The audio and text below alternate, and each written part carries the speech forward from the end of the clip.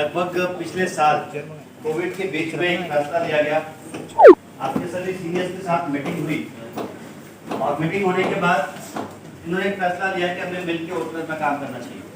और मैं मानता हूँ कि बहुत सारी परेशानियों की जद्दोजहद चल रही होगी आपके बीच में और बहुत दिक्कतें आपको आ रही होगी। आ रही नहीं? परेशानी कामयाबी का दूसरा नाम होता है। परेशान होगा आदमी तभी तो आदमी आगे बढ़ेगा। तो मैं आपको बात कहना चाहूंगा। सबसे पहले तो आप सबका मैं स्वागत करना चाहूंगा इस आज के सेशन के अंदर और होटल परिवार के अंदर।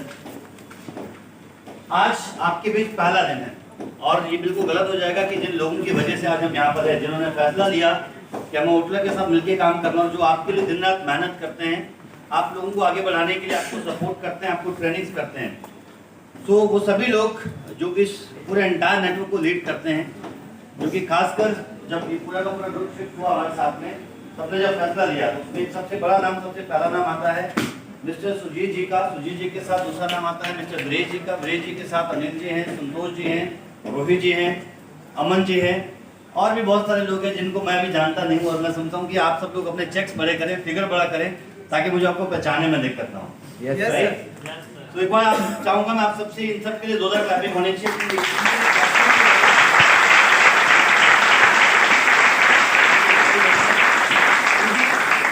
अगर फैसला नहीं लिया होता तो आज हम सब लोगों को यहाँ बैठने का मौका नहीं मिलता। मिलता ना? तो इनको क्रेडिट जाता है और ये क्रेडिट हमेशा जाता रहेगा। बिकॉज जैसे जैसे ये काफिला आगे बढ़ता रहेगा, लोग कामयाब होते जाएंगे, तो लोगों की कामयाबी के साथ इस बात को हमेशा याद किया जाएगा कि कौन ऐसा व्यक्ति था जिसने सबसे पहले डिसीजन लिया कि हमें होटल परिवार के अंदर जुड़ना चाहिए। राइट? तो आज का जो प्रेजेंटेशन है, लगभग 5 घंटे हम लोग बैठेंगे यहाँ पर और बहुत सारी बातें आपसे मैं करने वाला हूँ। मुझे पता कि आप सभी लोग धुरंधर आदमी हैं, बहुत नॉलेज आपके पास है, बहुत ज्ञान है, नेटवर्क बनाने में कोई दिक्कत नहीं होती आपको। आप 1 महीने के अंदर करोड़ों अरबों का टर्नओवर कर सकते हैं, इसमें कहीं मेरे को कोई आपत्ति नहीं है। बट फिर भी क्या होता है कि आप जब किसी नए इंस्टीट्यूट में, नए कॉलेज में जाते हैं तो वहाँ के कुछ रूल्स होते हैं, कायदे कानून होते हैं, वो सीखना बहुत जरूरी होते हैं। जब आप उस कॉलेज के, उस इंस्टीट्यूट के सिस्टम के हिसाब से चलना शुरू करेंगे तो आपके पोटेंशियल को 4 चांद लग जाते हैं। यानी आपका अगर 1 करोड़ करने का पोटेंशियल है वो 2 का हो जाता है, 2 का 4 का हो जाता है, 4 का 8 का हो जाता है और यकीनन आप सब उतना बड़ा कर पाते हैं जितना आप करना चाहते हैं। राइट? तो आज हम 3 सेशंस करेंगे इंपॉर्टेंट जो हमारे पास होंगे, जो शायद आपको तुमको जो पोस्टर पहले मिला उसमें भी क्लियर था। आज का सेशन इसका नाम है पीडीएस यानी प्रोफेशनल डेवलपमेंट सेशन। पीडीएस के 3 पार्ट होते हैं। पहला सेशन जो होता है वो होता है हाउ टू स्टार्ट, शुरुआत कैसे करें। शुरुआत कैसे करें वो हर व्यक्ति के लिए होता है, चाहे नया हो या पुराना हो। पुराना आदमी एक्सपीरियंस होता है, तजुर्बेकार होता है, उसके पास नॉलेज होता है, वो जल्दी चीजों को ग्रैब करता है। बट कहीं क्या होता है, कई बार ज्यादा नॉलेज और एक्सपीरियंस होने के बाद हम बेसिक काम करना बंद करते हैं। जब वो बेसिक बंद हो जाता है तो बिजनेस आना भी बंद हो जाता है। तो हम किसी भी लेवल पे जाए, हमारे को बेसिक काम बंद नहीं करना चाहिए। तो पहला स्टेप हम सीखेंगे कि शुरुआत कैसे करेंगे। दूसरा जो स्टेप हमारे पास होगा, शुरुआत के साथ गलतियां। जब भी कोई इंसान काम करेगा तो काम करते करते 2 रिजल्ट आएंगे, या तो वो काम होगा या तो वो नहीं होगा। और दोनों केसेस में काम करते कुछ गलतियां हो सकती हैं और कुछ ऐसी गलतियां जो हमें पीछे धकेलती है, जिसकी वजह से हम और हमारा नेटवर्क आगे नहीं बढ़ पाता। वो कौन कौन सी गलतियां हैं और उनका सही तरीका क्या है, उसके बारे में हम चर्चा करेंगे। और ये 2 करने के बाद तीसरा जो स्लाइड हमारा होगा वो होगा कि होटलर के अंदर अपना करियर कैसे बनाए। बहुत ऑप्शंस हैं, बहुत कंपनियां हैं, बहुत कंपनियों के साथ काम करने का मौका आपको मिल सकता है, लेकिन उसके बावजूद हम आज के दौर में होटलर को ही अपना करियर क्यों चुने, ये सारे पॉइंट्स पे हम आज चर्चा करने वाले हैं। और मैं आपसे रिक्वेस्ट करूंगा कि जितने भी पॉइंट हम डिस्कस करें, आप एक पॉइंट को नोट डाउन करें और उसके साथ आप काम करने का प्लान करें।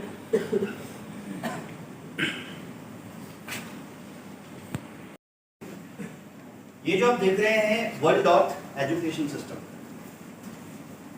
हमने 2019 में सिस्टम को लॉन्च किया था, बट उसके बाद अचानक जब लॉकडाउन आया तो उसके बाद इस सिस्टम में फ्लो नहीं हो पाया। हमने एक ऐसा एजुकेशन सिस्टम फॉर्म किया है जिसको हम और आने वाले टाइम में डिफाइन करेंगे। एक नया व्यक्ति से लेकर पुराना व्यक्ति वो किस तरीके से सिस्टम में आएगा और कैसे वो सिस्टमैटिक होके सिस्टम की ताकत से आने वाले टाइम में कामयाब बनेगा। यदि एक नया व्यक्ति भी इस हॉल में बैठता है, उसको ऐसा नहीं लगना चाहिए कि अपलाइन मुझे टाइम नहीं दे रहा या मैं ट्रेनिंग मीटिंग अटेंड नहीं कर पा रहा हूँ, तो उसको एक फॉर्मेट ऐसा मिले कि ऑटोमेटिक उसको फॉलो करे, उसको फॉलो करके वो कैसे कामयाब बनेगा। तो ये वन डॉट एजुकेशन सिस्टम के अंदर चीजें, जिसका एक पार्ट है पीडीएस। नेक्स्ट शुरुआती कदम। शुरुआती कदम बहुत इंपॉर्टेंट होते हैं। अगर आप पहले दिन जब स्कूल जाएं, आपको सही तरीके से अगर ना पढ़ाया जाए, अगर डे 1 से ही पढ़ाई का तरीका गलत हो तो कभी भी हम सही चीज को नहीं सीख पाएंगे। सही है? Yes sir. ठीक उसी तरीके से जैसे किसी भी गेम को जब शुरू किया जाता है तो उसको शुरू करने का एक सही तरीका होता है। सही तरीका मतलब पहले वार्म अप किया जाता है। आपने कभी ऐसा देखा कि पहले ही बार में जब मतलब क्रिकेट का मैच हुआ, क्रिकेट मैच में आते ही मतलब बल्लेबाज भी आया, बॉलर भी आया और पहली बॉल पे करा कि ये जीतेगा ये हारेगा, नहीं होता ना।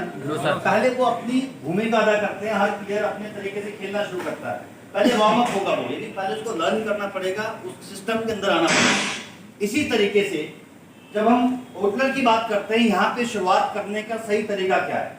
शुरुआत को सही करना बेहद जरूरी है, क्योंकि अगर आपकी शुरुआत गलत हो गई तो होगा क्या कि थोड़े समय के बाद हम या तो अपने आप को कोसेंगे, अपने आप को दोषी ठहराएंगे, या तो सिस्टम को या तो अपलाइन को। और ये तीन ही तो हमेशा दोषी बनते हैं कि अपलाइन ने सही बताया नहीं था इसलिए नहीं कर पाया। तो सही तरीका करने का क्या है उसके बारे में चर्चा करेंगे। नेक्स्ट स्टेज पे चलते हैं। थोड़ा सा हम बात करेंगे पहले डायरेक्ट सेलिंग और इसके भविष्य के बारे में। डायरेक्ट सेलिंग बेसिकली होता क्या है? देखिए ये बिल्कुल एक बहुत सिंपल फॉर्मेट है।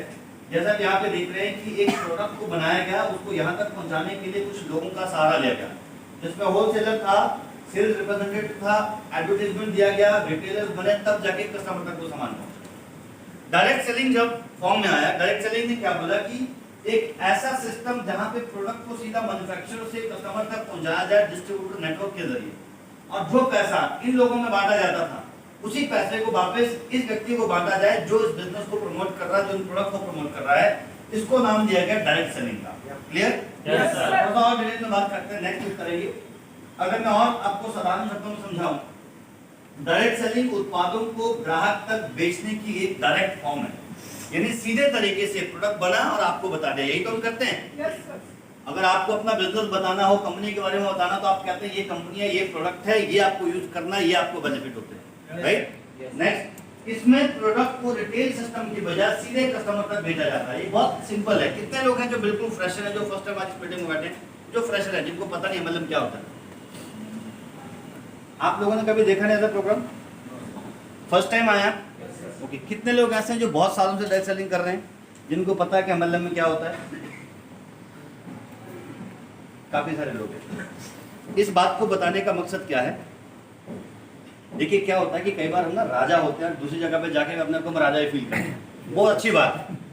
लेकिन जब तक आपका राजस्व आपके पास ना आए, जब तक आपको आपका हिस्सा ना मिले राजा बनने वाला, तब तक आप ये बात क्लेम नहीं कर सकते कि मैं राजा हूँ। सही है? तो अब जो सिस्टम है वो ये कहता है कि अभी जो आपका स्टाइल ऑफ अप्रोचिंग होता है वो कुछ डिफरेंट है, क्योंकि आप लोगों ने पहले रूम सिस्टम में काम किया है। सही कह रहा हूं गलत? बहुत सारे उनको बताया ब्रेक हम कैसे काम करते हैं। मैं ये नहीं कह रहा हूं कि वो सिस्टम गलत है, वो सिस्टम बिल्कुल सही है, क्योंकि आदमी को ट्रेन करने के लिए उसको कमरे में बंद करना होता है। जब तक उसको बांधेंगे नहीं, बंद नहीं करेंगे तो बार बार चिल्लाता रहेगा। और ज्यादा अच्छा मजा तब आता है कि आदमी जो है घर पे कभी नहीं सीखता, घर के बाहर ज्यादा सीखता है। इसलिए उसको आप दूर से बुला के अपने शहर में बुलाते हैं। पर जो स्टाइल ऑफ अप्रोच है वो गलत है। जैसे मैंने किसी को बोल दिया तुम मेरे पास आ जाओ, तुम्हें नौकरी मिल जाएगी, तुम्हारी जिंदगी बन जाएगी, गलत तरीका है। Yes sir. कई लोग ऐसे अप्रोच करते हैं कि यहाँ पर सरकारी नौकरी लगने वाली है, तुम आ तो जाओ। ऐसा होता है ना? गलत तरीके से अगर हम बिजनेस को प्रमोट करेंगे, वो कहीं ना कहीं कल हमें डैमेज करेगा। हम सही तरीका अपनाते हैं। सच बोलने में क्या प्रॉब्लम? एक बात बताइए, आज की दुनिया में ऐसा कौन सा व्यक्ति जो पैसा नहीं कमाना चाहता? सब कमाना चाहते हैं। और कौन सा ऐसा व्यक्ति है कि वो कुछ भी पढ़ाई कर ले, बिना काम के पैसा मिल जाएगा? किसी को नहीं। काम करके पैसा मिलना है, सबको कमाना है। अगर हम सही तरीके से लोगों को गाइड करेंगे, क्या होगा? 10% लोग जबरदस्ती वाले नहीं आएंगे, लेकिन शौक से जो 90% लोग करना चाहते हैं वो अपने आप आएंगे, वो वही करेंगे जो आप उनसे कराना चाहते हैं। अगर आप एक कमरे में 300 लोगों को जमा कर सकते हैं ना, तो आप कमरे के अलावा खुले में भी 300 लोगों को जमा कर सकते हैं। शर्त यह है कि आपका इंटेंशन क्लियर होना चाहिए कि आप सही तरीके से लोगों को उस चीज को मैसेज को पहुंचाएं। तो मेरा कहने का मतलब यहाँ पर यह है कि जब हम लोगों को अपने साथ जोड़ते हैं, बहुत मुश्किल होता है, सबसे टफ काम होता है एक नए व्यक्ति को उस बिजनेस के बारे में बताना। उसके बहुत सारे कारण जैसे कई लोगों ने नेटवर्क वाले ज्वाइन किया, उनके पैसे डूब गए, उसको कुछ बोला गया था, उसको वो नहीं मिला, उसने बहुत सेमिनार अटेंड किए, टिकट भर भर के वो कंगाल हो गया।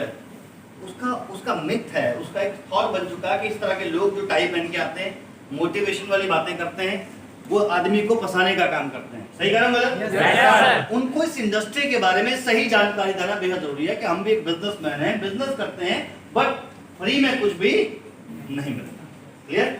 नेक्स्ट स्टेप पे चलेंगे तो कस्टमर को सीधा रिटेल के माध्यम से नाम करके डायरेक्टली कस्टमर को आपको प्रोडक्ट पहुंचाना है, उसे हम कहते हैं डायरेक्ट सेलिंग।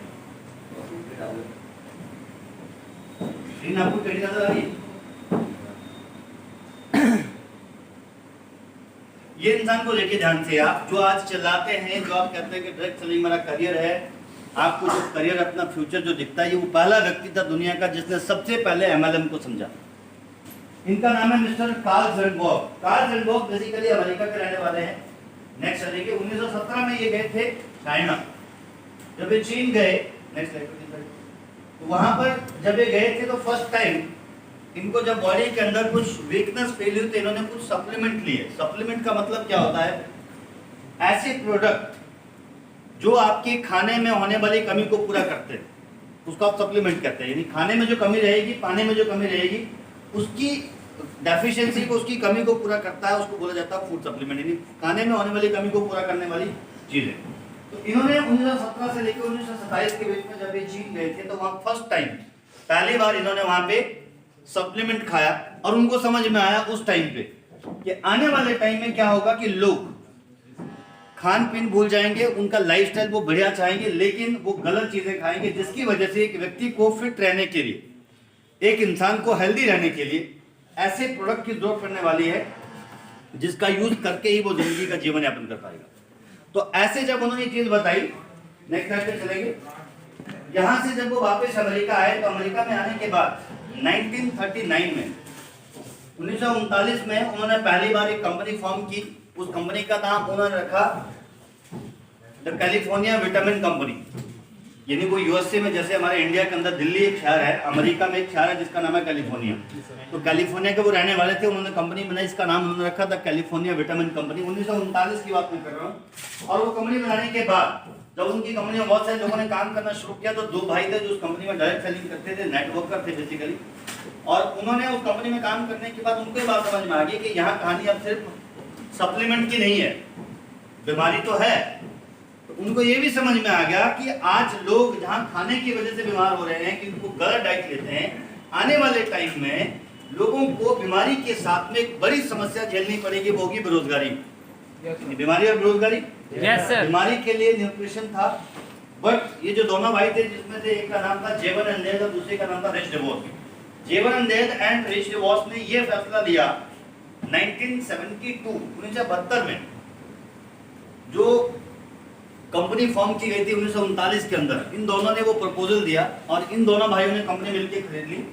और उस कंपनी को खरीदने के बाद 1972 में जब उन्होंने कंपनी को परचेज कर ली, 1994 से उस कंपनी के ये ब्रांड एम्बेसडर बने, उसके मालिक बने, जिसका नाम है, उस ब्रांड का नाम है न्यूट्रलाइट। अगर आपने सुना होगा न्यूट्रलाइट के बारे में, वर्ल्ड का सबसे बड़ा महंगा, बहुत बड़ी कंपनी है, बहुत बड़ा ब्रांड है। और वहां से सिलसिला शुरू हुआ, जिसके बाद धीरे धीरे करके पूरी दुनिया में फैलता चला गया। तो यहाँ से अमेज़न की शुरुआत हुई और करते करते किसी तरीके से इंडिया में पहुंचा। यहाँ पे भी लोगों ने इसको सीखना शुरू किया, कॉपी करना शुरू किया। और 1999 में फर्स्ट टाइम 1999 में ये वो दोनों भाई हैं जिन्होंने इस कंपनी को फॉर्म किया था। तो जब इन्होंने इसके बारे में समझा, इस ब्रांड को उन्होंने खरीदा, तो फिर जाके अब चीजें बदली। पिछले लगभग 50, 55, 60 वर्षों में दुनिया भर में क्या क्या हुआ, थोड़ा सा मैं आपको बताना चाहूंगा कि किस तरीके से न्यूट्रिशन और डायरेक्ट सेलिंग ने दुनिया के नजरिए को बदल दिया कि डायरेक्ट सेलिंग का पावर कितना बड़ा। ध्यान से समझिएगा। सबसे ऊपर मैं देख रहा हूँ कि यहाँ पे यूएस है। यूएस मतलब यूनाइटेड स्टेट्स यानी अमेरिका। अमेरिका की पॉपुलेशन का अप्रोक्सीमेट 18%, 19% लोग ऐसे हैं जो डायरेक्ट सेलिंग में इन्वॉल्व है। यानी 100 में से 19 लोगों को आप पाओगे तो वो क्या करते हैं, डायरेक्ट सेलिंग। यानी वो प्राउडली वो कहते हैं कि मैं एक नेटवर्कर। जबकि अमेरिका आज की देश में दुनिया का सबसे पावरफुल कंट्री है इन टर्म्स ऑफ इकोनॉमी, पैसे के हिसाब से भी सबसे शक्तिशाली है। और बेवाकुल उड़ान बोलिए या कुछ भी बोलिए, सबसे पावरफुल कंट्री जिसको माना जाता है अमेरिका। को आदमी का सपना होता है कि मुझे यूएस का वीजा लग जाए तो जिंदगी बन जाए। वहां पे जाके समझो जिंदगी बनेगी तभी जब वहां जाके भी डायरेक्ट सेलिंग ही करोगे। 18% बहुत बड़ा हिस्सा होता है, बहुत सारी इंडस्ट्रीज हैं और एक डायरेक्ट सेलिंग सिर्फ 19% लोगों को सिर्फ डायरेक्ट सेलिंग में कवर करता है। अगर मैं दूसरी कंट्री पे आऊँ, दुनिया की सबसे बड़ी कंट्री जहाँ पे पॉपुलेशन के हिसाब से सबसे ज्यादा लोग रहते हैं वो है चाइना। अगर आप चीन की बात करेंगे, चीन में लगभग 17% लोग, 16.53% लोग ऐसे हैं जो डायरेक्ट सेलिंग करते हैं, यानी वहां पर भी डायरेक्ट सेलिंग को लोग अगर करियर करते हैं और रेगुलर बिजनेस में इन्वॉल्व है। अगर मैं तीसरे नंबर पर बात करूं टेक्नोलॉजी के मामले में, सबसे पावरफुल कंट्री है जापान। जापान में लगभग 9.17% लोग हैं जो डायरेक्ट सेलिंग करते हैं। अगर मैं अगली कंट्री की बात करता हूं कोरिया, कोरियन प्रोडक्ट की क्वालिटी बहुत ही शानदार मानी जाती है, बहुत ही फैंटास्टिक माना जाता है कि उनकी प्रोडक्ट की कोई मतलब आप समझिए कि ऐसी गारंटी होती है कि आप उसमें गलती निकालने लगे तो खुद गलत बन जाओगे। तो वहां पर इतना सब एडवांस टेक्नोलॉजी होने के बावजूद लगभग 8.95% है जो डायरेक्ट सेलिंग करते हैं। ब्राजील में 7% लोग करते हैं, जर्मनी में 4% लोग करते हैं। आपने नाम सुना होगा BMW का, BMW जर्मनी में बनते हैं और वहां पे भी लगभग 5% लोग ऐसे हैं जो डायरेक्ट सेलिंग करते हैं। अगर मैं मैक्सिको की बात करूं लगभग 4% लोग, फ्रांस में 2% लोग, मलेशिया में बहुत छोटा सा कंट्री है, छोटा कंट्री मतलब मान के चलिए इंडिया का एक स्टेट का एक जिला, अगर लखनऊ को एक तरफ रखते हैं मलेशिया को एक तरफ रखते हैं तो बराबर हो जाएंगे दोनों। मतलब लखनऊ जैसा शहर, वहां पर भी लगभग 2.90% यानी लगभग 3% लोग हैं जो डायरेक्ट सेलिंग का करियर करते हैं। अगर कभी आपका मलेशिया चक्कर लगे, ज्यादातर इंडियन से कंपनियां इंडिया से कंपनियां मलेशिया ट्रिप पे जाती हैं, आपको दुकानदार मिलेगा वो भी डायरेक्ट सेलर है, आपको कोई रोड पे चलता मिलेगा वो भी डायरेक्ट सेलर है। छोटा सा कंट्री है और टर्नओवर के मामले में बहुत बड़ा टर्नओवर करते हैं। अब बात करते हैं हमारे देश की, सबसे नीचे हैं हम लोग, अक्सर हम नीचे ही होते हैं, कॉपी करते हैं सबसे ऊपर होते हैं, बट एक चीज हम अच्छे से कॉपी नहीं कर पाए। इंडिया में जब पहली बार फैशन आया, फटी हुई जीन्स आई तो इंडिया वालों ने सबसे पहले कॉपी कर दिया। जब फैटी खाना खाने की बारी आई, बर्गर इंडिया में आया तो पहले लोग पसंद नहीं करते थे, लेकिन आज के आदमी को पिज़्ज़ा या बर्गर पार्टी करनी है। ये सब कहाँ का खाना है? बाहर से इंडिया में आता है, हम लोग इसको कॉपी करते हैं।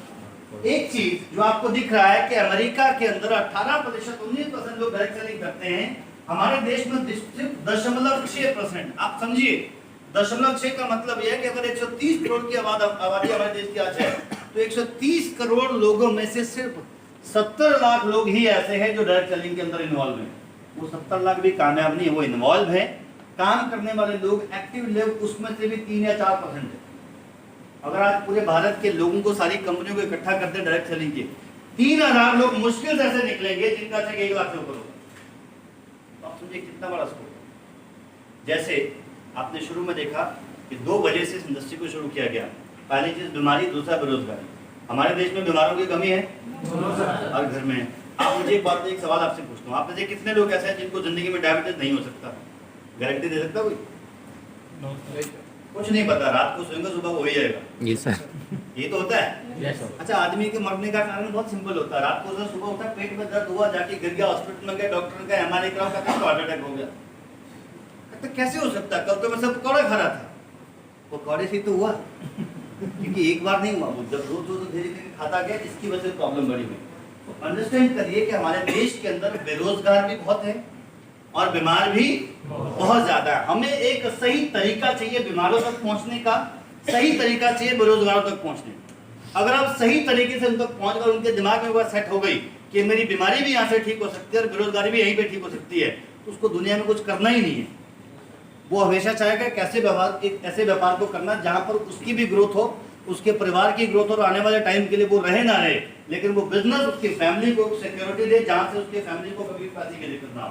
अगली साइड पे चलेंगे, थोड़ा सा हम बात करते हैं इंडिया के बारे में। ये 2014 में जो गवर्नमेंट ऑफ इंडिया ने डायरेक्ट सेलिंग के ऊपर गाइडलाइन दी, एंड आगे थोड़ा सा चलेंगे नेक्स्ट। आने वाले टाइम में ये माना जा रहा है, जो फोरकास्ट आंकड़े हैं वो ये कहते हैं कि आने वाले 5 सालों के अंदर हमारे देश के अंदर 2025 तक, जैसे अभी की अगर बात करें, अभी हम 2021 में बैठे हैं, इस टाइम पे डायरेक्ट सेलिंग पूरे भारत में लगभग 13 से 14 हजार करोड़ का एनुअल टर्नओवर करता है। कितना करता है? 13 से 14 हजार करोड़। और जो फिक्की की रिपोर्ट कहती है, जो सर्वे करती है, वो ये कहती है कि 2025 तक भारत में डायरेक्ट सेलिंग का टर्नओवर 65,000 करोड़ के पार चला जाएगा। कितना होगा? 5 गुना बड़ा। अब अंदाजा लगा लो, जिसका चेक आज की डेट में 1 करोड़ है उसका कितना हो जाएगा? जिसका 1 लाख है उसका कितना हो जाएगा? जिसका 5 है उसका कितना हो जाएगा? 25 लाख। एटलीस्ट 5 टाइम ग्रोथ तो जाएगी। और यहाँ पर आएंगे वही लोग जिसको दुनिया ने नकारा। Yes sir. डायरेक्ट सेलर कौन बनता है? जिसको दुनिया कहती है तो बेकार माल है, रद्दी आदमी, तेरा कोई काम नहीं है। Yes sir. लेकिन जब वो यहाँ आके अपने आप को प्रूव करता है, फिर वो कहता है मुझे पता था इसके अंदर दम है, यही कर सकता है। Yes sir. तो प्रूव करना पड़ता है, राइट। और प्रूव करने का मौका जब तक आपको मिलेगा नहीं, आप अपने आप को प्रूव नहीं कर पाएंगे। नेक्स्ट स्लाइड पे आते हैं। डायरेक्ट सेलिंग कैसे आपको आगे बढ़ने का मौका देती है। हम बात कर रहे हैं इस स्लाइड के ऊपर जिसका नाम है शुरुआती कदम।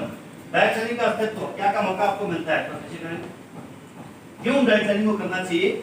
यह आपके परिवार को जिंदगी देने का मौका देती है। नंबर 1, डायरेक्ट सेलिंग लोगों को रोजगार करने का मौका देता है। हम यहाँ पे फालतू गप्पे नहीं मारते, हम कोई यहाँ पे शो चला रहे हैं क्या कि मैं मजाक करूंगा आप लोग हंसेंगे और जाके बिना बात के घर पे जाके अपना दिन वेस्ट करेंगे। यहाँ पे लोगों को काम करने का मौका मिलता है, रोजगार करने का मौका मिलता है, करियर बनाने का मौका मिलता है। कोई व्यक्ति बिना किसी निवेश के अपने खुद का व्यवसाय शुरू कर सकता है। मैं आप सबसे एक सवाल पूछता हूँ, अगर हम सबका अपना एक होटल होता सबका, और हमारी होटल की एक एसोसिएशन की मीटिंग चल रही होती, तो एक होटल होने का मतलब है एक व्यक्ति ने कम से कम 25-50 लाख 1 करोड़ रुपए इन्वेस्ट किया, तब जाके तो होटल बना। मैं आपसे पूछता हूँ, आप सब लोग डायरेक्ट सेलर हैं, आप सबको 5 लाख 10 लाख 15 लाख महीना कमाने का मौका मिलेगा। कितने लोग आप में से ऐसे हैं जिन्होंने 1 करोड़ रुपए होटल में लगा दिया। कुछ चंद लोग होंगे जिन्होंने फ्रेंचाइजी लिया, बाकी लोगों को क्या लगता है उतना ही पैसा जितने का प्रोडक्ट मिलेगा। एक मैं आपसे सवाल पूछता हूं कि अगर आपको सीए बनना हो, सीए होता है, सीए बनने के लिए कितना खर्चा होता है लगभग, आइडिया 15-20 लाख रुपए कम से कम। अगर आपको एडवोकेट बनना हो तो इतना ही मान के चलिए, थोड़ा और कम कर दिए 5-7 लाख रुपए। आपको इंजीनियर बनना हो तो कितना, 7-8 लाख। इंजीनियर बनने के लिए भी 10-12 लाख रुपए चाहिए। आपको सिंपल एमबीए करनी हो, सिंपल एमबीए करनी हो, कितना पैसा लग जाएगा, 5 लाख तो उसको भी लग जाएगा यार। एक बात बताओ, 5 लाख 10 लाख 15 लाख 20 लाख 25 लाख एमबीबीएस बनने के लिए आदमी 25-25 लाख डोनेशन जमा करता है। गारंटी है नौकरी मिलेगी? नो सर, ये गारंटी नहीं। अगर आप सिर्फ 2000 का 5000 का 10,000 का सामान लेके अपना करियर बना सकते हैं, सामान तो मार्केट से भी लेते हैं। Yes sir. कैसा ट्रेनिंग कभी मिलता है? No sir. ऐसा माहौल कभी मिलता है? No sir. अगर आपको एक कंज्यूमर बन के एक बिजनेस के साथ जुड़ के अपना और लोगों का करियर बनाने का मौका मिलता हो तो वो मौका लेना चाहिए नहीं? यस। आप किसी को चीट नहीं कर रहे हैं, आप वही काम कर रहे हैं जो हम रेगुलर अपनी रूटीन लाइफ में करते थे, राइट। तो यहाँ पर बिना किसी निवेश के आप अपना बिजनेस को शुरू कर सकते हैं। इकलौता ऐसा प्लेटफॉर्म है जहां पर आपको पैसिव इनकम मिलती है। पैसिव इनकम का मतलब क्या होता है कि आप रहें या ना रहें, पैसा फिर भी आता रहेगा। मेरे को कहानी याद आ गई, बनारस वाले एक छोटे लाल बाबू जी थे, उनको गुलाब जामुन बनाने का बहुत शौक था। तो वो बहुत मीठे गुलाब जामुन बनाते थे। उनका नाम था छोटे लाल बाबू जी गुलाब जामुन वाले। और उनका इतना काम था कि हर कोई बंदा जब बनारस जाता था छोटे लाल बाबू के गुलाब जामुन खाता था। अब हुआ क्या कि जब जब छोटे लाल की दुकान पे देखते थे तो हर आदमी का मन करता था। जैसे आप में से बहुत लोग सैलून जाते होंगे, जाते हैं ना, लड़के भी जाती है लड़के भी जाते हैं, तो हमारा फेवरेट नाई होता है। उसके बाद 4 एम्प्लॉय होते हैं, लेकिन हमें एक ही आदमी से बाल कटाना पसंद है। हम वेट कर लेंगे, दूसरे आदमी से बालों को हाथ नहीं लगाने देते। ऐसा क्यों होता है? क्योंकि हमें विश्वास होता है कि वो आदमी ज्यादा बेहतर करता है, लेकिन वो तो एक ही है, उसके ग्राहक तो 15 है, तो अपने डुप्लीकेट कैसे पैदा करेगा। अब छोटे लाल जी के साथ भी यही असमंजस। उन्होंने जब काम शुरू किया, छोटे से ठेले से लोग आते थे, पहले 10 लोग आने लगे, 15 आने लगे। गुलाब जामुन बहुत स्वाद थे, इतना बड़ा गुलाब जामुन को जिंदगी में नहीं खाया। मतलब इंडिया का सबसे बड़ा गुलाब जामुन मिलता है छोटे लाल जी की दुकान पे। तो आदमी इसी चक्कर में जाता है कि 10 रुपए में 4 गुलाब जामुन इकट्ठे मिल जाते हैं एक ही साइज का। मतलब जनरली गुलाब जामुन का साइज ये है, उनके यहाँ पर ये है, तो ये 10 रुपए वाला ये खाओगे, इतना बड़ा खाओगे? इनको बड़ा चाहिए ना, कम पैसे में ज्यादा मिल रहा है। अब हुआ क्या, क्यों करते करते बाबूलाल जी बहुत मशहूर हो गए। बनारस का हर घर का आदमी जिसको मिठाई खाना उसकी दुकान पे, हर बिजनेसमैन मिठाई खाना उसकी दुकान पे। बाहर से लोग आते हैं, प्रमोट करते हैं मिठाई कहाँ से, लोग कहते हैं बाबूलाल जी की दुकान पे। अब करते करते वो इतना मशहूर हो गया कि अमिताभ बच्चन को पता लगा मुंबई में कि बाबूलाल जी के वहाँ पे 10 रुपए में इतना बड़ा गुलाब जामुन मिलता है। और वो एक दिन सुबह फ्लाइट लेके मुंबई से पहुंच गए बनारस। जब पहुंचे तो पता चला कि बाबूलाल जी दुकान पे नहीं है। देखो कितनी बड़ी दिक्कत की बात है कि अमिताभ बच्चन जो है मुंबई से चल के बनारस पहुंचा बाबूलाल जी का गुलाब जामुन खाने के लिए, और उस दिन बाबूलाल जी दुकान पे नहीं है, उनका बेटा दुकान चला रहा है। और जब गुलाब जामुन खाया तो कहता नाम तो बहुत था, टेस्ट तो आया नहीं। तो वहां पे वेटर बोला कहते सर आज बाबूलाल जी नहीं। कहते मतलब बाबूलाल जी होंगे तभी यहाँ पे टेस्ट आएगा, नहीं होंगे तो टेस्ट नहीं आएगा। तो कहने का मतलब ये है कि एक आदमी के बहुत सारे डुप्लीकेट नहीं हो सकते हैं, लेकिन एक आदमी को ट्रेन करके उनके जैसे बहुत लोगों को ट्रेन करके सेम प्रोफेशन को क्रिएट किया जा सकता है। वो सिर्फ डायरेक्ट सेलिंग में होता है। यानी अगर हम रहे या ना रहे, ये नहीं होगा कि सर संतोष जी बिजनेस होगा, विरेज जी ट्रेनिंग करे या ना करे, आप लोग कर रहे होंगे तब भी बिजनेस होगा। चेक आपके कभी टूटने वाले नहीं होंगे। ये ताकत है इस इंडस्ट्री की कि हम होंगे या ना होंगे, पैसा फिर भी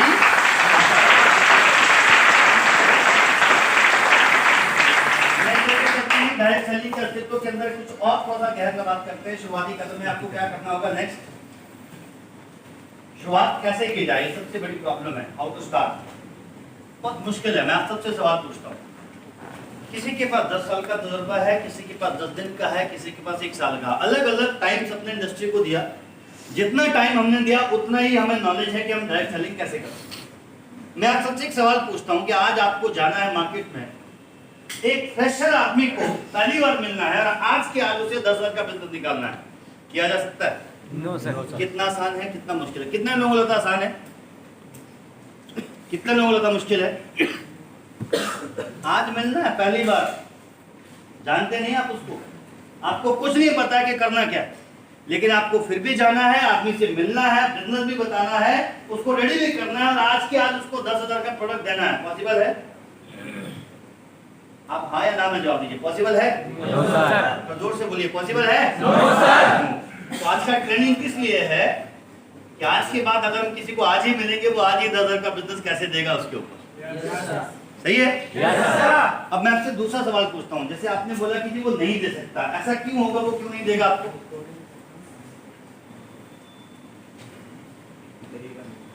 ऐसा इसलिए होगा क्योंकि वो व्यक्ति आपको जानता नहीं है, उसको आप पे भरोसा नहीं है, उसको ये पता नहीं कि आप जो बात बोल रहे हैं वो कितनी सही है कितनी गलत है, और उसको आपके जैसे पहले किसी ने बेवकूफ बनाया, उसे पैसे ले लिए, टाई पहन के वो भी आया था, उसको बहुत बड़े सपने दिखा दिए थे, उसका पैसा डूब गया और जाके घर वालों से बोलो गालियां देता है। ऐसा ही होता है। Yes sir. इसलिए वो आपके साथ इस बिजनेस को नहीं करेगा। अब सवाल है कि मैं क्या बोलूँ, वो सुपर नेगेटिव, इतना नेगेटिव है। आदमी जो ना माहौल के हिसाब से चलता है। आपके आसपास कैसे कैसे लोग होंगे वैसी सोच आपकी हो जाएगी। बाटा कंपनी ने एक बार जूता लॉन्च किया और उन्होंने डिसाइड किया कि हमने जूता जाके बेचना है जापान में। कहाँ पे? जापान। तो 2 लोगों को भेजा, 2 तरह के मत वाले लोग।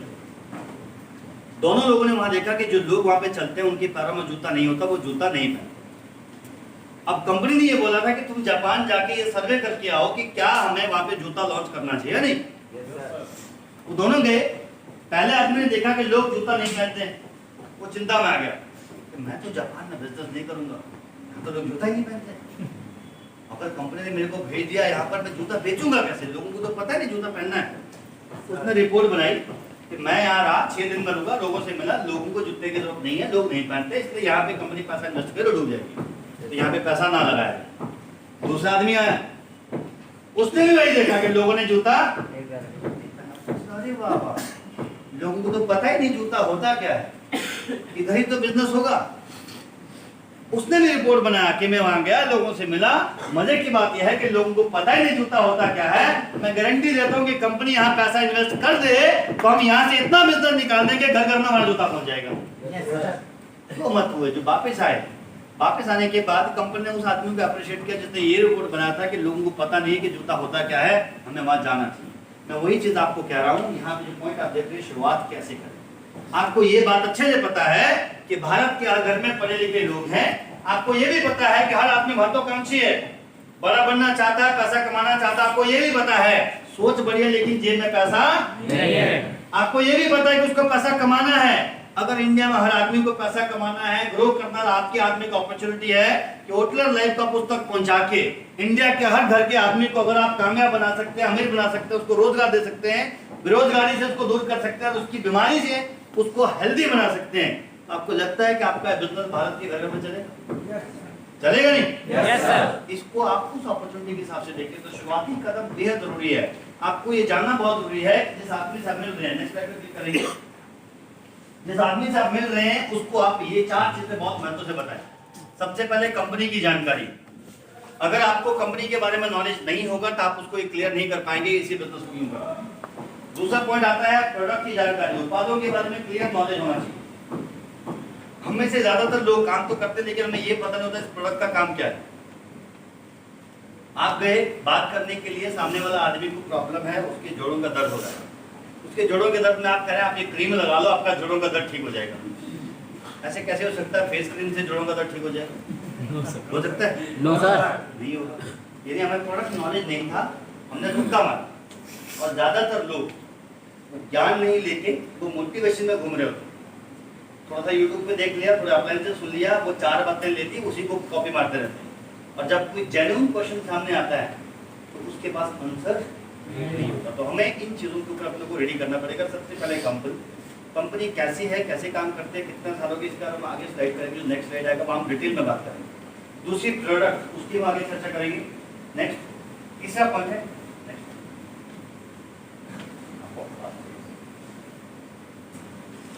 तीसरा है अपने पसंद के उत्पादों का चयन करना। देखिए आप शोरूम में जाते हैं, आपको जूता खरीदना, वहाँ बहुत सारे जूते होते हैं, क्या हम सब खरीदते हैं? आपको जूता खरीदना होता है लेकिन हम सारे नहीं खरीदते हैं। कितने खरीदते हैं? जो हमें पसंद आता है। आपको जो शूज पसंद आएंगे वही तो खरीदेंगे। Yes sir. ऐसे भी बहुत सारे प्रोडक्ट हमारे पास है। आप हर प्रोडक्ट का नॉलेज भी नहीं ले सकते, हर प्रोडक्ट का बिजनेस भी नहीं कर सकते। आपको नॉलेज होना चाहिए कि प्रोडक्ट कितने हैं, लेकिन आपको कौन से प्रोडक्ट पे काम करना उसका लिस्ट होना चाहिए कि मैं ये 5 प्रोडक्ट है जिस पे बेसिक काम करूंगा, मेरा बिजनेस यहीं से आएगा। अब वो प्रोडक्ट कौन से होने चाहिए जिसमें घाटा है फायदा हो? फायदे वाले। दुकानदार के पास सामान खरीदने के लिए जाइए, ऐसा प्रोडक्ट कभी बेचेगा जिसमें उसको 10 रुपया बचे? वो ऐसा बेचेगा जिसमें सबसे ज्यादा मार्जिन होता है। आप एक बिजनेसमैन है, आप इतना दिमाग लगाइए कि ज्यादा आरपी वाला जो प्रोडक्ट है, जब आरपी बनेगा तभी तो चेक बनेगा। Yes sir. कम आरपी वाला कस्टमर की चॉइस, ज्यादा आरपी वाला बिजनेसमैन की चॉइस। आपको वो प्रोडक्ट पहले प्रमोट करना है, कभी भी कस्टमर का ऑप्शन मत दो। हम किसी को ज्वाइन कराते हैं, कहते हैं आप लो जी फॉर्म भरो। बच्चे को बोलो बेटा तेरे को पढ़ाई करनी है, बता क्या पड़ेगा? वो बोलेगा पापा 0, क्योंकि उसमें मेहनत नहीं लगती। आपको काम देना पड़ेगा ना। सर देखो मुझे लगता है, जितना मुझे तजुर्बा जब से मैं जुड़ा हूँ, सबसे जबरदस्त प्रोडक्ट सर आपको प्रोलार रहना चाहिए। प्रोलार क्यों लेना चाहिए? क्योंकि सर प्रोलार जब आप खाएंगे ना, आपको डाइजेशन की प्रॉब्लम नहीं है। खाना आदमी खाता ही है और सबसे ज्यादा दिक्कत इंडाइजेशन की है। सर मना करेगा? प्रोलार गया मतलब 50% आरपी आ गया। अगला प्रोडक्ट सर, दूसरा प्रोडक्ट जो मुझे लगता है, WHO कहता है कि आने वाले टाइम में भारत में सबसे ज्यादा लोगों की मौत होगी हार्ट अटैक से। और सर इतना जबरदस्त प्रोडक्ट मेरे पास ऑप्शन है सर, आप फिशर ले लो, आप ओमेगा कैप्सूल ले लो, सिवोक्थोन ले लो। दूसरा मेरे को लगता है यही लेना चाहिए। जब आपने बोला यही लेना चाहिए तो वो क्या बोलेगा? लूंगा नहीं। आप याद करिए, आप में से बर्गर कितने लोगों ने खाया? हाथ खड़ा करेंगे। Very good. मैकडॉनल्ड्स में कितने लोगों ने खाया? सभी ने खाया। मान लो आपको पता चला कि इस पीले से रंग के एम के पास जाने से बढ़िया बढ़िया खाने को मिलता है।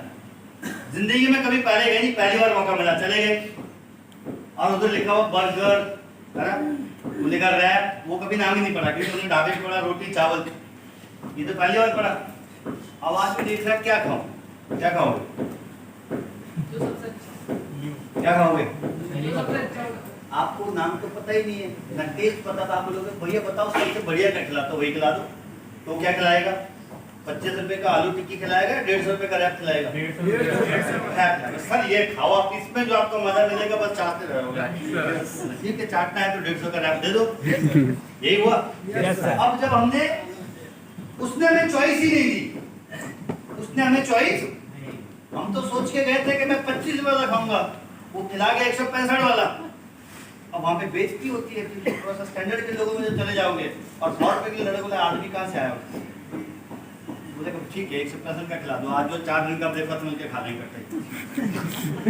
इसको मल्टीप्लाई करके उतना पैसा इकट्ठा लग रहा है ना।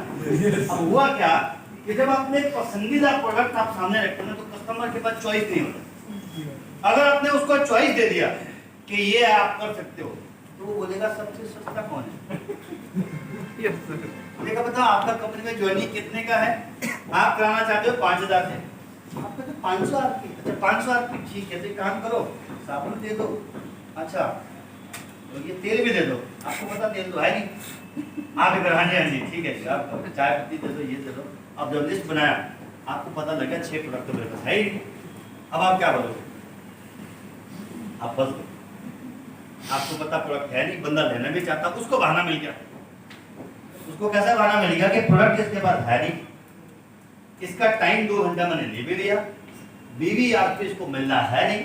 तो अब जो आप बोलोगे सर तेल नहीं है आपके साथ, ये लो, नहीं मेरे को तेल ही चाहिए, मेरे घर में तेल खत्म ही थे मेरे को। अब आज तक तेल नहीं लेता था क्या जो आज हमारे तेल से खाना खाएगा? तो हमेशा आप याद रखें, वो कहते हैं कि शिकार करने के लिए औजार होना चाहिए। हथियार रहेगा तभी अच्छे शिकारी बनोगे, हथियार नहीं होगा सामने शेर पकड़ोगा पत्थर से मारो पत्थर नहीं चलेगा वहां, तो बंदूक चाहिए। तो बंदूक की तैयारी पहले करो, जब किसी प्रेजेंटेशन करने जाते हैं पहले लिस्ट बनाओ कि मेरे पास क्या क्या प्रोडक्ट हैं। प्रमोट ही वही करना है, दूसरा प्रोडक्ट प्रमोशन ही नहीं करना है। वही आदमी जिंदगी में कामयाब होता है जो लिमिटेड सोर्स में अनलिमिटेड काम कर जाता है, और जो आदमी अनलिमिटेड सोर्स में ग्रोथ करना चाहता है उसको लिमिटेड मिलेगी, उसको मौका नहीं मिलता, वो खुला घूम रहा होता है। एक बात बताइए, बहुत सारी कंपनियां हैं, प्रोडक्ट भी है, सिस्टम भी है, सब कुछ है, फिर भी लोग छोड़ रहे हैं। दिक्कत क्या पता है? लोगों को पता नहीं वो करना है। आप उनको लिमिटेड सोर्सेज के साथ ग्रो करने की आदत है। क्लियर? तो यहाँ पर उत्पादों का चयन करना, लिस्ट बनाइए उन प्रोडक्ट की जो आपको ज्यादा प्रॉफिट देते हैं, हमेशा अवेलेबल रहते हैं, उसके ऊपर काम करना है। एंड लास्ट, उत्पादों का उपयोग, यूज जरूर करना। लेकिन जो आदमी प्रोडक्ट यूज नहीं करेगा उसको ये पता नहीं चलेगा कि मेरे प्रोडक्ट में ताकत क्या है। राइट, नेक्स्ट स्लाइड पे चलते हैं। शुरुआती कदम में ही पहला पॉइंट मेरे ख्याल से आएगा, अभी नहीं आया। अगला पॉइंट है, अपने आप को बिना त्याग किए आप बड़ा काम नहीं कर सकते। यहाँ बहुत सारे लोग बैठे हैं, मैंने आपको एक सवाल पूछा था कि कितने लोग आज के 10,000 की जर्नी किसी करा पाएंगे? बहुत मुश्किल काम है ना? यस सर, मुश्किल काम है पहले दिन जाके किसी व्यक्ति को ज्वाइन करा के उससे बिजनेस कराना। बहुत आसान काम है सीखने के बाद किसी व्यक्ति को अपना को मैसेज कन्वे करना जिससे वो कन्विंस हो सके। सही कह रहा मतलब? मान के चलिए आप जो स्कूल में पढ़ते थे आपको बोला टीचर ने आगे बेटा गाना सुना दो, आपकी तैयारी तो थी नहीं? तैयारी थी नहीं थी, आप चले गए, आपको समझ नहीं आ रहा कौन सा गाऊं, आधा घंटा आदमी शर्माता रहता है, नहीं मैं नहीं गाऊंगा, नहीं मेरे को छोड़ दो, आप ही गा लो, ऐसे चलता है। लेकिन बाद में जब पता चलता है कि गाना गाया ना छोड़ेगा नहीं, तो जो 4 लाइनें होंगी वो बोल के निकल लेंगे, लेकिन तारीफ नहीं मिलेगी। अगर आपको पहले से पता हो कि 26 जनवरी को इस बार आपको गाना गाना है, लिस्ट में आपका नाम आ गया है, तो आप क्या करेंगे? तैयारी करेंगे, अपनी पसंद का गाना सुनेंगे, अपने हिसाब से तैयारी करेंगे, 15 बार रिहर्सल करेंगे, और जब स्टेज पे जाएंगे तो लोग तालियां, यही होता है ना? तो जब आपको बड़ा काम करना है, बड़ी कामयाबी आपको लेनी, तो उसकी तैयारी बहुत जरूरी है। हम कह रहे हैं जी हमें हर घर के अंदर पहुंचना है, हमें हर जिले में पहुंचना है, घर तक जाना है, आदमी को कामयाब करना है, तो हमें तैयारी करनी पड़ेगी कि लोगों की कमजोरी क्या है, उनको पूरा कैसे कर सकते हैं, उनकी नीड क्या है, उसको पूरा कैसे करेंगे। दूसरा पॉइंट है, बड़ी कामयाबी के लिए सिस्टम को समझिए और उसका सहारा लीजिए। सिस्टम बहुत इंपॉर्टेंट चीज है। आप प्रीवियस कंपनी जब काम करते थे सिस्टम मिला हुआ, सिस्टम क्या था? ऐसे बुलाना है, इंटरव्यू लेना है, छुट्टी देनी नहीं देनी, लीव हम अप्रूव करेंगे, आपके पास राइट था, क्यों छुट्टी चाहिए? होता था नहीं? ऑफलाइन को थोड़ा सा प्राउड भी होता था, मैं छुट्टियां देता हूँ 150 बच्चों मेरे को, मैं चाहूँ तो छुट्टी मिलेगी, नहीं तो नहीं मिलेगी। रैंक भी मिला था, डायरेक्टर जो भी था, उस तरीके से हम लोग काम करते, सिस्टम बना। तो अभी हमारी कंपनी में भी सिस्टम बना हुआ, हर ऑर्गेनाइजेशन में एक सिस्टम होता है जिससे लोग कामयाब होते हैं। आज की जो हम ट्रेनिंग कर रहे हैं इसका नाम क्या है? पीडीएस, प्रोफेशनल डेवलपमेंट सेशन, कि हम अपने माइंड को कैसे सेट करें, प्रोफेशनली अपने आप को कैसे ग्रो करें। जब आप पीडीएस की बात करते हैं तो पीडीएस कहता है कि अगर आपको ये ट्रेनिंग अटेंड करनी है तो इस ट्रेनिंग को अटेंड करने के लिए कम से कम 6 से 7 घंटे का वक्त चाहिए। कितना? 6 से 7 घंटे। आपको घर से एकदम सोच के आना पड़ेगा, 6-7 घंटा ऐसे हिल नहीं सकता। ठीक है।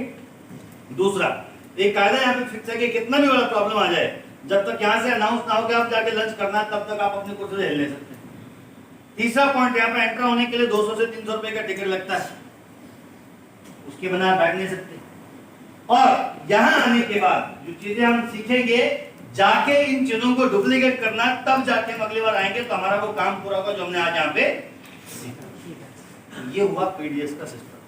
और जब इसको अटेंड कर लेंगे फिर एक और प्रोग्राम आता है एसडीएस, वहां 2 रातें 3 दिन का ट्रेनिंग प्रोग्राम होगा, वो पेड प्रोग्राम होगा। वहां पे माइंडसेट होगा कि मुझे इस बिजनेस को कैसे करना और मैं कैसे बड़ा बन सकता हूँ, मेरा चेक सबसे बड़ा कैसे होगा, मेरी टीम सबसे ज्यादा कामयाब कैसे बनेगी। ठीक है, तो सिस्टम को अडॉप्ट कीजिए, वो बहुत इंपॉर्टेंट होता है, वो आपको बड़ी कामयाबी में लेके जाएगा। हो सकता है कि आपके अंदर बहुत टैलेंट हो सकता है, लेकिन इससे शायद आप तो कामयाब हो जाएंगे लेकिन आपकी टीम कामयाब नहीं। एक आदमी के एक्सपर्ट होने से कुछ नहीं होगा, हमें से हर व्यक्ति को नॉलेज होगा, हर व्यक्ति को एक्सपर्ट होगा, तो सब लोग बराबर काम करेंगे और सब लोग कामयाब होंगे। और जब सिस्टम नहीं होता है तो वहां पर हमेशा एक ही आदमी कामयाब होता है। तो हम सबको कामयाब करना चाहते हैं, सबका साथ देना पड़ेगा, इसीलिए टीम पर आपकी कामयाबी के लिए सिस्टम को फॉलो करना बेहद जरूरी है। नेक्स्ट टाइम पे चलते हैं। शुरुआती कदम में ही सबसे पहला कदम, उसके बाद आएगा एक बड़ी चीज और, आप अगर कामयाब होना चाहते हैं तो आपको खुद पर कंपनी पर भरोसा करना पड़ेगा। मान के चलिए आप कर रहे हैं इधर मैं तो कामयाब होऊंगा आउटलर में, लेकिन आप कंपनी के लिए अंदर गालियां निकालते हो, अपलाइन के लिए गालियां निकालते हो, खुद पे भरोसा नहीं जो कर रहा हूँ वो सही है गलत। पहले तो ये फैसला ले लो, आराम से बैठो, कुछ जल्दबाजी नहीं, आराम से बैठो, सोच लो कि जो मैं काम कर रहा हूँ वो सबसे बढ़िया, अपने पे भरोसा करो। उसके बाद आप जिस ऑर्गेनाइजेशन में काम करते हैं, जिस कंपनी के लिए आप काम कर रहे हैं, ये भी भरोसा करो कि मुझे इसी कंपनी में रह के अपनी और अपने टीम की कामयाबी करनी है, ये मैं जानता हूं कि यहीं पे हम लोग कामयाब हो सकते हैं। ये तय हो गया? ऐसा कैसे हो सकता है कि आप घर में आए और शाम को करे आप मेरे पापा हो ना, डाउट कर नहीं तो नहीं हुआ, ऐसा हो सकता है? आप जिस घर में रहते हो आपके पापा मम्मी वही है, आप कभी उन पर डाउट नहीं कर सकते हैं। और कंपनी एक माँ के समान होती है जो आपको प्रोटेक्शन देती है, जो आपको रोजगार देती है, जो आपको काम करने का मौका देती है, आपके स्किल्स को लोगों तक पहुंचाती है, आपको एक प्लेटफॉर्म मिलता है जिसके माध्यम से लोग आपको जानते हैं। तो आप इस बात को अंडरस्टैंड करिए कि आप खुद पे और कंपनी पे भरोसा कीजिए कि मैं वाकई में इसी सिस्टम में कामयाब हो सकता हूँ। बिकॉज जो सिस्टम है ये ओवरनाइट नहीं बना, रात को सोचा सुबह नहीं बना। सालों के तजुर्बे के बाद लगभग 14-15 वर्ष मुझे डायरेक्टली में होंगे, मैं मैनेजमेंट में रहा, मैं नेटवर्क कर रहा, कंपनियां मैंने चलाई, सब करने के बाद जब कंपनी को बनाया एक बात समझ में आ गई कि लोग बहुत करना चाहते हैं, लोगों में ऐसा नहीं क्योंकि कंपनी खराब है, लेकिन एक बात तय है कि ना कंपनी का अंडे पैसा देता है, ना अपलाइन पैसा देता है, ना प्रोडक्ट पैसा देता है। पैसा देता है कौन? प्लान में अगर पैसा होगा तो आप कमा लोगे, अगर प्लान घुमाता रहेगा तो आप पैसा जिंदगी में नहीं पाओगे।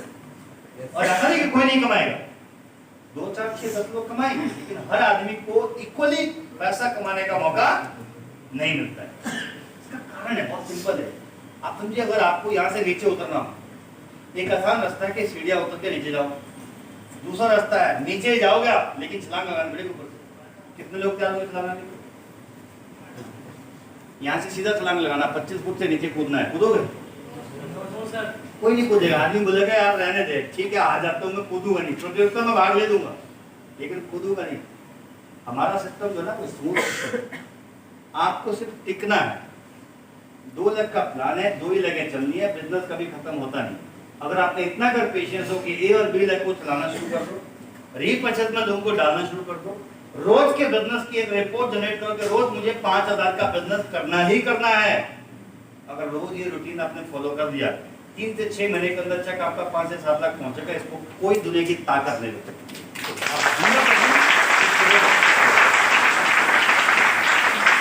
और ये सिस्टम इसलिए भी बनाया गया है कि जो गलतियां लोगों से पहले हुई उनको दोबारा ना दोहराया जाए और हर व्यक्ति कामयाब बने, इसीलिए आपको एक सक्सेसफुल सिस्टम का सहारा लेना होता है। नेक्स्ट स्टेप पे चलेंगे। शुरुआती कदम में ही अगला स्लाइड है, जितना जल्दी हो अपने आप को वातावरण में ढाल लें। जैसे मैंने पहले आपको कहा, मुझे पता कि आप सब लोग बहुत तजुर्बेकार हैं, आप में से एक आदमी में बहुत पोटेंशियल है कि आप में से एक आदमी सैकड़ों हजारों लोगों की भीड़ इकट्ठा कर सकता है। लेकिन अगर इधर कामयाब होना है, इधर के लिए यही का कल्चर चाहिए। जो सिस्टम कहता है वही करना पड़ेगा। आप बाकी जितना जोर लगा लें, सिस्टम के खिलाफ जाओगे तो यहाँ पर तो कामयाब नहीं हो। आप सोचो कि जो मनाली में जाके, बर्फ में जाके मैं यूपी जैसा टी शर्ट और बनियान में घूम लूंगा, पॉसिबल है? नो सर, घूम सकते, बुखार आ जाएगा, शाम को लेकर उठाएंगे, रात को कोरोना मिल जाएगा। आपको मौसम के हिसाब से, वातावरण के हिसाब से अपने आप को ढालना होता है। आपको ये पता होना चाहिए कि ज्वाइन करने के लिए मुझे कितने का प्रोडक्ट खरीदना है, हर महीने में पे आउट लेने के लिए मुझे कितने का रीपर्चेज करना है, फ्रेंचाइजी अगर मेरे को खोलनी है तो वो कितने में खुलती है, कैसे वो मेंटेन रहेगी, कमीशन मुझे कैसे आएगा, बिल मैं कैसे काटूंगा, ऑर्डर मैं कैसे जनरेट करूंगा, बिल कैंसिल कैसे होगा, रिफंड लेना है तो उसका क्या प्रोसेस है, वो सारी चीजें जब आप सीखोगे तो आपको ये काम करने में कोई भी परेशानी नहीं होगी। तो ये बहुत जरूरी है कि आप अगर मौसम के अनुसार जिस तरह से अपने आप को डालते हैं वैसे सिस्टम के अनुसार अपने आप को सेट करना बेहद जरूरी है ताकि आप बड़ी कामयाबी ले सकें। नेक्स्ट टाइप पे चलते हैं। नेक्स्ट, अब ये बहुत इंपॉर्टेंट पॉइंट है। यहाँ बहुत सारे लोग बैठे हैं जो अभी भी सोच रहे हैं कि यार सेमिनार अटेंड करते करते 10 साल हो गए, घर वालों से बहुत गालियां सुन ली, 3 बार तो शादी टूट गई, क्या मैं MLM के लिए बना हूं? क्या मैं वाकई में कामयाब हो सकता हूं? कितने लोगों को ऐसा लगता है कि ये मेरे लिए नहीं बना? एक बात अंडरस्टैंड कर लो, ये इंडस्ट्री ना आपका धर्म पूछेगी, ना आपकी जाति पूछेगी, ना आपका धर्म पूछेगा, ना ये पूछेगा आप कितने अमीर हो कितने गरीब हो, ना ये पूछेगा आपकी क्वालिफिकेशन कितनी। ये इंडस्ट्री आपको ये बात कहती है कि अगर आप सोच सकते हो कि आपको कामयाब होना है, 100% हर व्यक्ति सिस्टम आके कामयाब हो सकता है। ये सबके लिए बना हुआ है। आप अपने दिमाग में से इसको निकाल दो कि मुझे कुछ नहीं आता, मुझे ट्रेनिंग देनी नहीं आती है, मुझे बोलना नहीं आता है। हर आदमी को वक्त के साथ है, पैदा होते कोई भाषण देने लग गया, उसने धीरे धीरे करके चीजों को सीखा, सीखता गया, एक्सपर्ट हुआ, तो लोगों ने तारीफ की, उसने अपने आप को और बेहतर बनाने की कोशिश की। एक बात तो तय है कि हर व्यक्ति जो डायरेक्ट सेलिंग में आता है वो 100% कामयाब हो सकता है, लेकिन उसके लिए भी सही सिस्टम चाहिए। आप अपना तरीका अपनाओगे तो कामयाब नहीं होंगे, अगर आप सिस्टम से चलोगे तो कामयाबी डेफिनेटली आपको मिलेगी। सिस्टम क्या है आगे हम चर्चा करेंगे, और एक प्रोफेशनल की तरह बिजनेस को करें। प्रोफेशनल, टाइम पास नहीं। प्रोफेशनल कैसा होता है? जैसे मुझे आज की ट्रेनिंग में आना है तो मुझे ये पता होना चाहिए कि ट्रेनिंग में जाने के लिए मुझे टी-शर्ट पहन के नहीं जाना। अगर मैं काम पे निकल रहा हूँ तो जिन लोगों को मैं जितने बजे का टाइम दूं, मैं कमिटमेंट के हिसाब से उतने बजे ही वहाँ पहुँचूँ। अगर मैंने आपको बोल दिया कि मैं फॉलोअप करने के लिए आ रहा हूँ तो मुझे कुछ भी हो जाए, मुझे उस दिन फॉलोअप के लिए आपके पास पहुँचना पड़ेगा। प्रोफेशनल आदमी ऐसा तो होता है ना। Yes sir. आपकी पहचान सबसे पहले आप बोलोगे नहीं, पहले आपके कपड़े बोलेंगे। अगर आप टाई में सूट में जाओगे तो आदमी को लगेगा बहुत सही आदमी है, मतलब धोती पहन के, बाल आधा इधर आधा उधर, है ना, बदबू मार रही है बॉडी। आप अगर हाँ जी सर 1 लाख रुपए महीना कमाओगे, बोलेगा नहीं, क्योंकि खुशबू नहीं आ रही 1 लाख वाली, फ्रेग्रेंस आनी चाहिए ना। तो आपको देख के वो फीलिंग आनी चाहिए, और वो तब है जब आप एक प्रोफेशनल की भांति बिजनेस को करना शुरू करेंगे। तो अपने आप को रेडी कीजिए, ड्रेसअप में आइए। और अगला पॉइंट है लोगों को अपने जैसे लोगों को डुप्लीकेट करना। देखिए, जब आप एक काम करना शुरू करते हैं, आपको अच्छे से पता है, मैं आपको सवाल पूछता हूँ, वही जवाब दोगे। क्या आप लोग तैयार हैं? Yes sir. मैंने तो बोला नहीं आपको हाँ ना बोलने के लिए, क्यों बोला आपने यस? मैंने पूछा यस बोलिए, फिर भी आपने बोला क्यों? इस बात को दर्शाता है कि यहाँ पे लोग डुप्लीकेट होते हैं। आपको बोला गया है कि कोई सवाल पूछे तो जोर से चिल्ला के जवाब देना। मैं फिर से पूछता हूँ, क्या आप तैयार हैं? Yes sir. फिर बोल रहे हैं यस, मैंने तो पूछा ही नहीं। तो अंडरस्टैंड करिए आपने क्यों बोला, क्योंकि आपको लगा कमांड हुआ, पूछा जा रहा है तो हाँ या ना में जवाब देना है, यही तो हुआ। Yes sir. मैं फिर से पूछता हूँ, क्या आप तैयार हैं? Yes sir. अभी भी लोगों को लगता है यस ही बोलना है, यस ही तो बोलना है ना, तो मैं सुनना नहीं चाहता, राइट। तो पॉइंट इज कि आप अगर कामयाब बने रहना चाहते हैं, आपको अपने जैसे लोगों को डुप्लीकेट करना पड़ेगा। यही होटल में कामयाबी का एकमात्र सूत्र है। आप बोले यस तो दुनिया बोले यस, आप बोले नो तो दुनिया बोले नो। आप बोले सुबह उठ के टूथपेस्ट डेंटोलर करना है तो डेंटोलर ही करना पड़ेगा, जीगा सोप से नहाना है तो जीगा से नहाना पड़ेगा। यही तो होता है। Yes sir. हमें अपने जैसे लोगों को डुप्लीकेट करना है, वही है डायरेक्ट सेलिंग, राइट।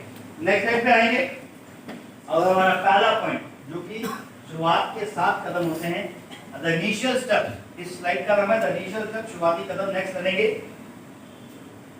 नेक्स्ट। अगर आपको कामयाब होना है तो कामयाब के लिए आपको कामयाब की होने की आदतें डालनी पड़ेगी। आदतें बहुत मशहूर होती हैं। अगर एक आदमी रोज जुआ खेलना शुरू कर दे तो क्या होगा?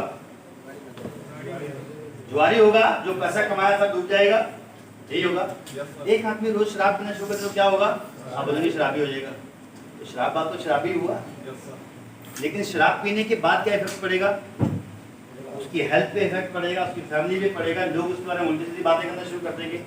अगर एक आदमी रोज अच्छे अच्छे काम करना शुरू कर दे, गरीबों को खाना खिला दे, मजदूर लोगों की या अपाहिज लोगों को वो हेल्प करे, उनको ग्रो करने में मदद करे, तो लोग उस बारे में कैसी बातें करेंगे? अच्छी अच्छी बातें करेंगे। नहीं, बहुत अच्छा आदमी है, बहुत नेक आदमी है, सोसाइटी की मदद करता है, लोगों की मदद करता है।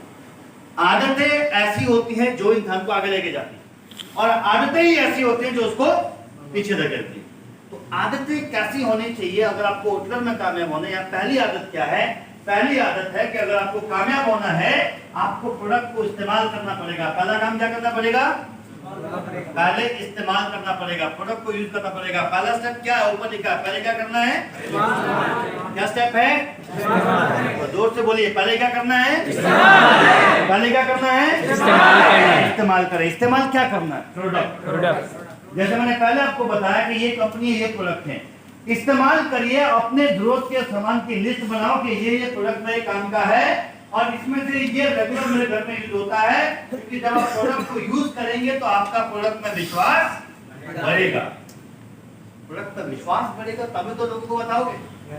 आप कह रहे ब्रांड बहुत अच्छा, नॉलेज बहुत है मेरे पास, 15 साल हो गए, हजारों की भीड़ बना दूंगा, प्रोडक्ट तो यूज नहीं करूंगा। आप गारंटीड हमारी कंपनी, हमारे सिस्टम में फेलियर होगी। आप उस प्रोडक्ट को तो यूज ही नहीं करते हो। आपको पता कैसे उसकी ताकत क्या है? आप किसी को बताना चाहोगे कि मेरा प्रोडक्ट ये काम करता है, वो तभी तो बता पाओगे जब यूज करेंगे। तो फर्स्ट स्टेप इज प्रोडक्ट को इस्तेमाल करें। ठीक उसी तरीके से जब आप प्रोडक्ट को यूज करते हैं, प्रोडक्ट को यूज करने से पहले आप उसको देखते हैं, आपको अच्छा दिखना चाहिए, टेस्ट अच्छा होना चाहिए, फिर आप यूज करेंगे। प्रोडक्ट को यूज करने के बाद आपका विश्वास बढ़ेगा। आप उदाहरण देकर लोगों को ऐसे प्रोडक्ट दे सकते हैं। मान के चलिए अगर किसी आदमी के मुंह से बदबू आती है, उसका डेंटोलर यूज करना शुरू करते हैं, उसकी दांतों की बदबू चलेगी। किसी को बहुत शरीर में खारिश होती है, उसने नहाने के पानी में तुलसी डाल के नहाना शुरू किया, जगह बात को यूज करना शुरू कर दिया, उसकी खारिश खत्म हो गई। किसी आदमी का पेट बहुत निकल आया है, उसने कुछ वेट लॉस के प्रोडक्ट यूज किए, उसका वेट रिड्यूस होना शुरू हो गया। किसी की स्किन की बहुत ज्यादा प्रॉब्लम है, उसने फेस वॉश को यूज किया, उसने क्रीम को यूज किया, डेटॉक्सिलर कैप्सूल को यूज किया, उसकी स्किन ज्यादा निकलती शुरू हो गई। ऐसे जब आप प्रोडक्ट को यूज करते हैं, प्रोडक्ट को यूज करने के बाद जैसे जैसे आपको आदमी में फर्क दिखता है, तो आप लोगों को एग्जांपल देना शुरू करते हैं। सर आपको पता मुझे एसिडिटी होता था, माँ कसम मैंने फुलार खाया, आज तो सुबह में बाथरूम में टिकता ही नहीं हो, मेरा तो सिस्टम ऑटोमेटिक हो गया। एक्चुअल में हमारी बॉडी तो ऑटोमोड में है ना। बॉडी कैसे होनी चाहिए? नेचुरली हमारा ऑटो सिस्टम होना चाहिए, खाइए निकालिए, चलता रहे प्रोग्राम। यहाँ उल्टा होता है, किसी आदमी का सिस्टम तो सेट है, वो खाएगा, सुबह सुबह वॉशरूम जाएगा, फिट हो जाएगा। कोई आदमी 4 सिगरेट मारता है, 2 घंटा बाथरूम पड़ा रहेगा, दिन आधा निकल जाएगा, घर वाले परेशान है, बाहर कब आएगा? ऐसा होता है ना। उसने प्रोडक्ट तो खाया ही नहीं। अगर आपने प्रोडक्ट को यूज किया होगा तभी तो बता पाएंगे ये प्रोडक्ट काम करता है। अगर आपने तुलसी का सेवन किया होगा तभी तो बता पाएंगे कि तुलसी जब मैंने यूज की तो तुलसी के लेने के बाद पानी की जो बैक्टीरिया वो खत्म हो गई, खुशबू बहुत अच्छी आने लग गई। और मैं ये मानता हूँ कि सर्दी, जुकाम, मलेरिया, बुखार या मच्छर काट जाए, कुछ भी हो जाए, मुझे पता कि जो आदमी तुलसी खाता है, 300 से ज्यादा छोटी बीमारियां जो कभी इंसान को लग सकती है वो कभी लगती नहीं। और छोटी बीमारी अगर पैदा नहीं होगी तो बड़ी कहां से? बड़ी प्रॉब्लम की तो छोटी शुरू होती है ना, छोटे से तो आदमी बड़ा बनता है। छोटी छोटी समस्या जब होगी तब जाके बड़ी प्रॉब्लम आती है। तो प्रोडक्ट को इस्तेमाल करने से आपको एग्जांपल देने का मौका मिलता है, और जो लोग खुद इस्तेमाल नहीं करते वो डेफिनेटली हमारे सिस्टम में फेलियर होते हैं। क्यों? मैं आपको कारण बताता हूँ। आपने प्रोडक्ट यूज नहीं किया, लेकिन प्लान की ताकत है, ए और बी मिल गई, लोग काम करने लग गए, आपका चेक बन गया 50,000 का, लाख रुपए का, मौका मिला स्टेज पे आने का, लोग बैठे हैं, आप स्टेज पे जा रहे हैं। जब से मैंने कंपनी को ज्वाइन किया, मैंने 1 लाख रुपए का महीना कमाना शुरू किया, 2 लाख का चेक आ जाता है। लोग आए नीचे बात बोल रहे हैं, सर एक बात बताइए, ये तुलसी खाने में कैसे होती है? तुलसी कभी खाई नहीं, कड़वी होती होगी। आपने जैसे ये बोल दिया, मतलब ये आदमी जो है ये किस्मत से कामयाब हुआ है, इस सिस्टम से कामयाब आदमी नहीं। यू शुड नो कि अगर आप प्रोडक्ट को प्रॉपर्ली, आप नॉलेज आपको होगा, तभी आप किसी व्यक्ति को सही फीडबैक दे पाएंगे। हमें तो पता चल रहा है कि बुखार वाला आदमी को आपने फेस वॉश दे दिया, नॉलेज नहीं था, यूज किया नहीं था। तो आपको उसी प्रोडक्ट को प्रमोट करना है जिसका आप यूज करते हैं। नेक्स्ट स्लाइड पे चलेंगे। पहले इस्तेमाल करें। पहला स्टेप क्या है? पहला स्टेप क्या था? दोस्तों बोलिए, मैं लास्ट में आपको सारे पूछूंगा। पहला स्टेप क्या था? इस्तेमाल करें। पहला स्टेप क्या था? पहले इस्तेमाल करें। पहला स्टेप क्या था? पहले इस्तेमाल करें। कितने लोग ऐसे हैं जो कल से रोज होटल के प्रोडक्ट को अपने घरों पे यूज करेंगे, अपनी लाइफ में यूज करेंगे, जो जो प्रोडक्ट आपको लगता है कि मेरे लिए इंपॉर्टेंट है? यस, ये पहला स्टेप है। Yes sir. कितने लोगों को रॉयल्टी चाहिए? होटलर से रॉयल्टी कितने लोगों को चाहिए? जिंदगी भर पैसा है। रॉयल्टी लेने के लिए लॉयल्टी चाहिए। और लॉयल्टी किस चीज की? कि आपके घर में साबुन हो तो होटलर का, ऑयल हो तो होटलर का, शैम्पू हो तो होटलर का, क्रीम हो तो होटलर का, चाय पत्ती हो तो होटलर की। हेल्थ प्रोडक्ट अगर घर पे यूज कहीं हो तो किसका होना चाहिए? होटलर का यूज होना चाहिए। पहला काम है सुबह उठते ही सबसे पहले आपको खाली पेट नॉनी ड्रॉप लेना है। नॉनी के 2 ड्रॉप पानी में डालिए, पीजिए, दिन भर आपके बॉडी के जितने भी सेल है सब एक्टिव हो जाते हैं।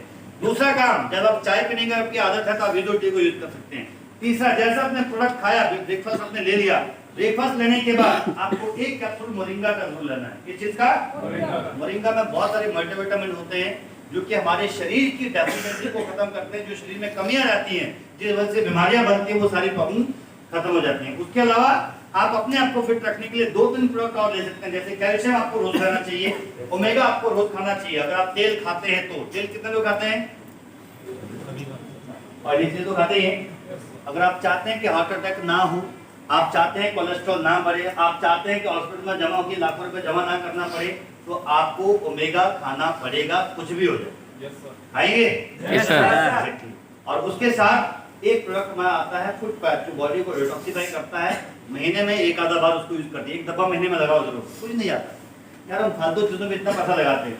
अगर भी आपको भूख लगेगी ना तो जाकर पिज्जा में जाके 1500 रुपये बनाओगे, 1500 का पिज्जा खा लोगे, जिसे इतना पिज्जा अंदर जमा रहेगा जो बाद में अल्सर बन के बाहर निकलेगा।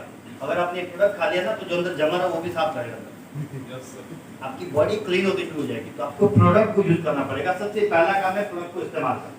जब आपने प्रोडक्ट को इस्तेमाल कर दिया तो आपको अच्छा भी लग सकता है और पूरा भी लग सकता है। मैं उदाहरण के तौर पर कोई बात बताऊंगा। जैसे मान के चलिए आपने कभी सब्जी खरीदी? सब्जी किधर होने खरीदी? तो अब आप जब प्रोडक्ट यूज करते हैं, यूज करने में आपको दूसरों को बताना, किसको बताया है, बड़ी सोचने का विषय है। क्योंकि जनरली लोग कहते हैं कि आपके प्रोडक्ट की टीवी पे ऐड तो आती नहीं है, दुकान पे तो मिलता नहीं है, सस्ता भी लग नहीं रहा है, आपका मेरे को कुछ दूसरा सिस्टम लग रहा है, मतलब ओरिजिनल प्रोडक्ट नहीं है आपका। ऐसा होता है? आप उसको कैसे विश्वास करोगे? मैं एग्जांपल देता हूँ। आप सब्जी लेने जाते हो, टमाटर खरीदा कभी? कितने लोगों ने खरीदा? सब खरीदते हो। कैसे खरीदते हैं टमाटर? तरीका क्या है टमाटर? मान लीजिए मैं सब्जी वाला हूँ, आपको खरीदना, बताइए कैसे लोगे? कितना किलो टमाटर? क्या बताइए सिंधु जी, क्या करेंगे? सर ने बोला, क्या बोला? पहले क्या करेंगे? देखेंगे। क्या देखेंगे? बाहर से। बाहर से कैसे दिखता है? टमाटर सारे लाल है, बताइए क्या करना है? एग्जैक्टली। दूसरा पॉइंट क्या था? टाइट। ऐसा नहीं होगा कि लाल है भर दिया। हम टमाटर पकड़ते हैं फिर देखते हैं उसको, हाँ अंदर से पिचका हो तो नहीं है, क्योंकि पिचका मतलब अंदर से सड़ा हुआ है, सड़ा हुआ मतलब और भी सड़ा देगा, पहले ही शरीर में बहुत गंदगी जमा है। हम क्या करते हैं, थोड़े से आधा पके आधा कच्चे टमाटर लेते हैं और उनको पकड़ के हम तोल के डालते हैं। यानी सब्जी खरीदते वक्त कितनी समझदारी कि टमाटर वही लेना जो सही हो। जब नेटवर्क बनाना हो, जब लोगों को प्रोडक्ट देने हो, तब समझदारी कहाँ जाती है? आपका क्राइटेरिया होना चाहिए ना कि किस तरह का व्यक्ति मेरे क्राइटेरिया में फिट होता है। तो आपको दूसरे पॉइंट पे जहां जाना है, प्रोडक्ट को प्रमोट करना है। पहला पॉइंट था इस्तेमाल करें, दूसरा पॉइंट क्या है? प्रचार करने की जब बारी आती है, सबसे पहले अपने आप को पेश करें उन लोगों के साथ जो आपको जानते हैं कि आपको ये समस्या थी। जैसे मेरा एक दोस्त था, उसको आदत थी, जब भी उससे मिलते थे तो वो ऐसे लगाता था हमेशा, उससे मिलो और भाई क्या हाल है? बढ़िया। और कैसे है? पहले ऐसे करेगा, बढ़िया है। ऐसे क्या था, उसको खुजली की प्रॉब्लम। बहुत लोगों को अलग अलग प्रॉब्लम होती है और लोगों को पता कि आपको समस्या है, तो आप सबसे पहले अपनी समस्या से रिलेटेड प्रोडक्ट, उस प्रोडक्ट को लेके अपने आप को फिट करो और अगली बार जब उस आदमी से मिलो तो खुजली मत करो, सीधा उससे हाथ मिलाओ और वो वेट कर रहा आपके खुजली का। 15 मिनट तक उसको दिखेगा नहीं कि आप लगे हो, खुजली को क्या हो गया? मतलब मेरी सेहत का राज है होटल के प्रोडक्ट जो मैंने खाने शुरू किया, मेरे को खुजली नहीं।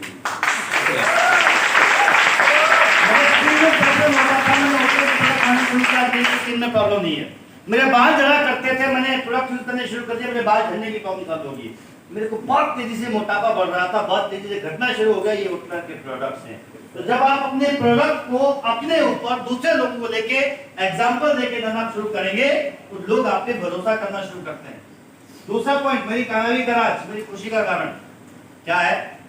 वोडला के प्रोडक्ट के उत्पादों को ज्यादा से ज्यादा प्रचार करें। एक बात समझिए, प्रोडक्ट बेस्ड में लोग क्या करते हैं, लोग अपने चेक को हाईलाइट करना शुरू करते हैं।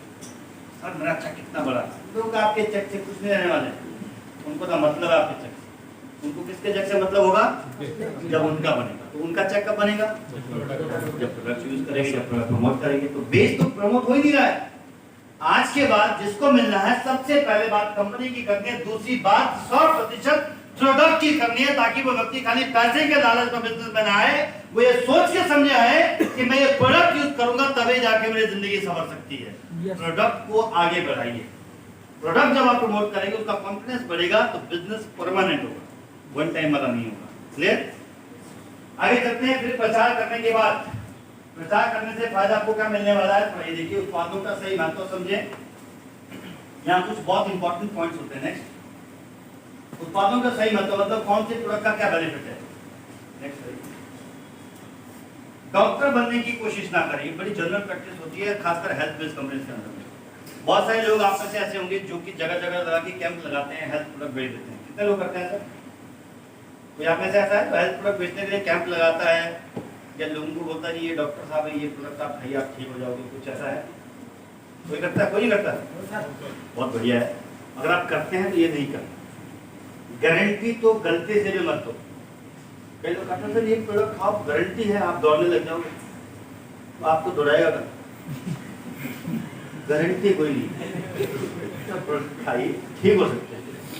इससे बहुत लोग ठीक हुए हैं, मुझे इतना पता है कि इस प्रोडक्ट के ये फायदे हैं, आप भी खाएंगे तो आपको भी ये फायदे हो सकते हैं। तो गारंटी देने की कोशिश नहीं करनी है, डॉक्टर बनने की कोशिश नहीं करनी है।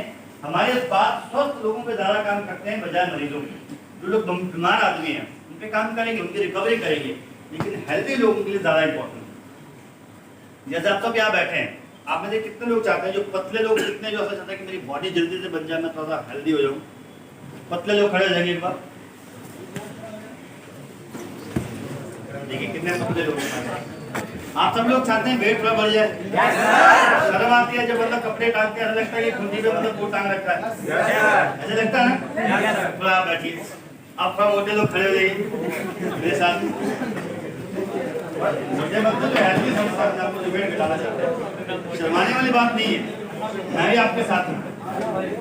अब मैं पतले लोगों के बारे बता दूं, मोटा होने से पहले इनको पूछ लें कि ये पतला होना चाहते हैं नहीं। बताइए, आप पतला होना चाहते नहीं? ये सब पतला होना चाहते हैं। आदमी बहुत दिक्कत में है, मोटे को पतला होना, पतले को मोटा होना, असमंजस है जो है ना, उसी में खुश रहो।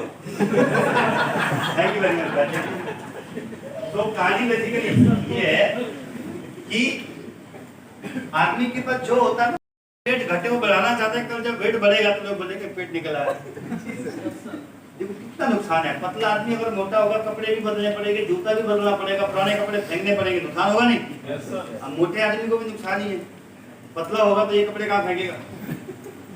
दिक्कत है। तो आप जितना में है जो मिला है वो बहुत अच्छा है, उसको मेंटेन रखिए, वो ज्यादा बेटर है। पतले वाला ज्यादा मोटा ना बने, मोटे वाला ज्यादा पतला ना हो, तो जितना मेंटेन है उतना रहिए। तो हमारे उत्पाद देखने में दवाई जैसे लगते हैं, लेकिन दवाइयाँ नहीं। स्वस्थ लोगों का मतलब, मेरा कहने का मतलब यहाँ पर ये था कि जो हेल्दी आदमी होता है ना, जैसे आप सभी, मैं आपसे सवाल पूछता हूँ, आप में से कितने लोग अपने आप को हेल्दी मानते हैं? स्वस्थ जो कहते हैं मैं बिल्कुल फिट हूँ, जो कहता है मैं फिट हूँ, ध्यान से हाथ उठाना, मैं पूछूंगा कुछ सवाल, दिमाग अभी पकड़ी जाएगी बीमारी। सोच समझ के हाथ उठाना। आप सबको पता है कि शरीर में बीमारी है। अब बताओ कितने लोग स्वस्थ हैं?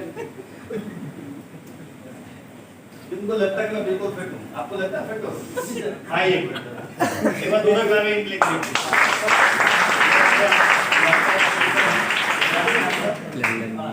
सुमित जी कहाँ के रहने वाले?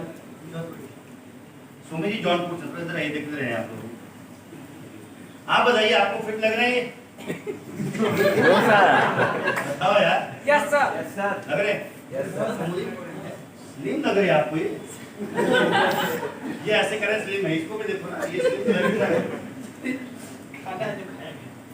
खाना ही तो सबके अंदर घुसा, थोड़ी ना पड़ी इधर। अप्लाई नहीं खिलाया दादा आपको, दिक्कत है, कितनी कम खिलाया करिए। अब मैं आपसे सवाल करता हूँ, इनके हिसाब से आपको लगता है बिल्कुल फिट है? दो तरह के लोग होते हैं, या तो आदमी बीमार होगा या तो फिट होगा। फिट आदमी कैसा होता है? जो 100% गारंटी से बोल सके कि मुझे कोई बीमारी नहीं। क्या आप 100% गारंटी दे सकते हो बीमारी नहीं है? आपका मेडिकल चेकअप कब आता लास्ट बार याद है? पिछले साल खाना नहीं खाया? खा क्या है? मुझे आपके दांत में थोड़ा पीलापन दिख रहा है। ऐसा है क्या? ये नहीं, मेरे को साइंस पता चल गया। स्वास्थ्य के अंदर हल्का पीला ही होना चाहिए। कल की बात दांत से फिर ना करें, कल हल्का पीला। ये नए डॉक्टर साहब से मुझे है इनके साथ। इसका सबसे तो उसको पान खाना पड़ेगा। जब मुझे पीला हो तो पान खाना सही है आपके हिसाब से? ये गलत आदमी है। आप लोग सुपारी खाना गलत है, पान में क्या दिक्कत है बताइए? उसमें तो कार्बोहाइड्रेट है, ऑक्सीजन है। मत डालो ना सुपारी। मैं तो पान की बात बोली, सुपारी वाले पान की बात ही नहीं हुई। अभी बताइए आपके हिसाब से आपको लगता है बिल्कुल फिट है? मैं आपसे सवाल पूछता हूँ, आपके साथ बिल्कुल फिट है। दो तरह के लोग होते हैं, या तो आदमी हेल्दी होगा या तो आदमी बीमार होगा। या तो आदमी क्या होगा? हेल्दी आदमी मतलब कौन? जो 100% फिट, जिसको कोई दिक्कत नहीं। बीमार आदमी मतलब कौन? कौन? आपके हिसाब से अस्वस्थ कौन होता है? कहाँ होता है? कहाँ मिलता है अस्वस्थ प्राणी? कहाँ मिलता है? हॉस्पिटल में, घरों में मिल सकता है। दवाइयाँ खाता रहता है, कभी खांसता रहता है। तो असमंजस की बात यह है कि ना तो हम बीमार हैं ना तो हम हेल्दी हैं। हम ऐसी जिंदगी में अटके हैं, ऐसे फंस गए हैं कि रात को सोएंगे, सुबह को हार्ट अटैक हो जाए, लिवर फेल हो जाए, किडनी फेल हो जाए, पैरों का दर्द हो जाए, बाल निकल जाए, दांत पीले पड़ जाए, कुछ भी हो सकता है। सही करो गलत? Yes sir. गारंटी कौन दे सकता अपने आप? और मैं आपको ये बात की गारंटी दे सकता हूँ, जितने लोग बैठे हैं, अगर आप अपनी बॉडी का 100% मेडिकल चेकअप आज करा ले, आज ही आपके अंदर 70% बीमारियां निकलेंगी।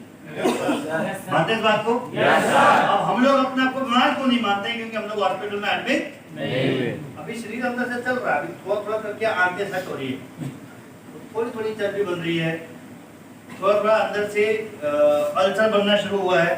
लेकिन आदमी अपने को कब तक हेल्दी मानेगा? जब तक वो हॉस्पिटल नहीं पहुंचे। जब तक उसको दर्द नहीं होगा तब तक वो इलाज नहीं। मेडिकल चेकअप तो करता ही नहीं आदमी। इधर लोग इतने बैठे, आप बताइए कितने लोग जो रेगुलर चेकअप कराते हैं? क्यों कराएंगे चेकअप? हमारे गन दिया ना भगवान ने, अपने आप से सेट होता है। Yes sir. बहुत लोग यहाँ बैठे होंगे। लास्ट में सबसे आप में से कितने लोग हैं जो अपने दांतों की सफाई कराते रहते हैं? 6 महीने कोई कराता है? क्या जरूरत है? लोहे जैसे दांत मिले जिंदगी भर के लिए, सफाई करने की तो जरूरत नहीं है ना। अच्छा, आंखों के अंदर आई साइट के लिए कौन कौन लोग आई ड्रॉप यूज करता है रेगुलरली? चश्मे वालों का दूर खड़ा हूँ। दिक्कत है तभी तो लगता है ना। बाकी आदमी का आंखों में दिक्कत है ही कोई नहीं। जब तक आंख फट ना जाए तब तक मजा लेंगे आई वाले के पास चले जाएंगे। एक्चुअल में प्रॉब्लम यह है कि हम लोग इंतजार करते हैं बीमार होने का। बीमार होने के बाद भी हमारा पहला काम क्या होगा? पहले तो घर वालों को बताएंगे पेट में दर्द हो रहा है, तो मम्मी अजवाइन बोल के लाएगी, पहले अजवाइन खिलाएगी, फिर अगर मान लो दूध मुझसे नहीं आ रहा आपको मक्खन खिलाएगी जबरदस्ती, ताकि अंदर सब सेट हो जाए। गर्मी शरीर में बढ़ाएगी, देसी फॉर्मूले लगेंगे जिसमें पैसा ना लगे। अब जब एक हफ्ता 10 दिन रिजल्ट नहीं मिला, उसके बाद मोहल्ले में फैल जाए, उनके घर में ये दिक्कत होगी पता आपको, तो लोग आएंगे फ्री में एडवाइस देने के लिए। सुना आपके हस्बैंड को दिक्कत होगी, आप एक काम करो, आप चले जाओ शिमला के लिए, वहाँ बाबा जी बैठते हैं केले के पेड़ के नीचे, वहाँ जाओ आप। डॉक्टर के पास नहीं जाना, कहाँ जाएगा वो? शिमला पहुंचेगा, हरिद्वार पहुंच जाएगा, ऋषि मुनि के वहाँ चला जाएगा, लेकिन डॉक्टर के पास नहीं जाएगा। क्योंकि इस पूरे इलाज में लास्ट में एक लाइन होती है, बाबा जी बहुत दानी है, पैसा नहीं लेते वो।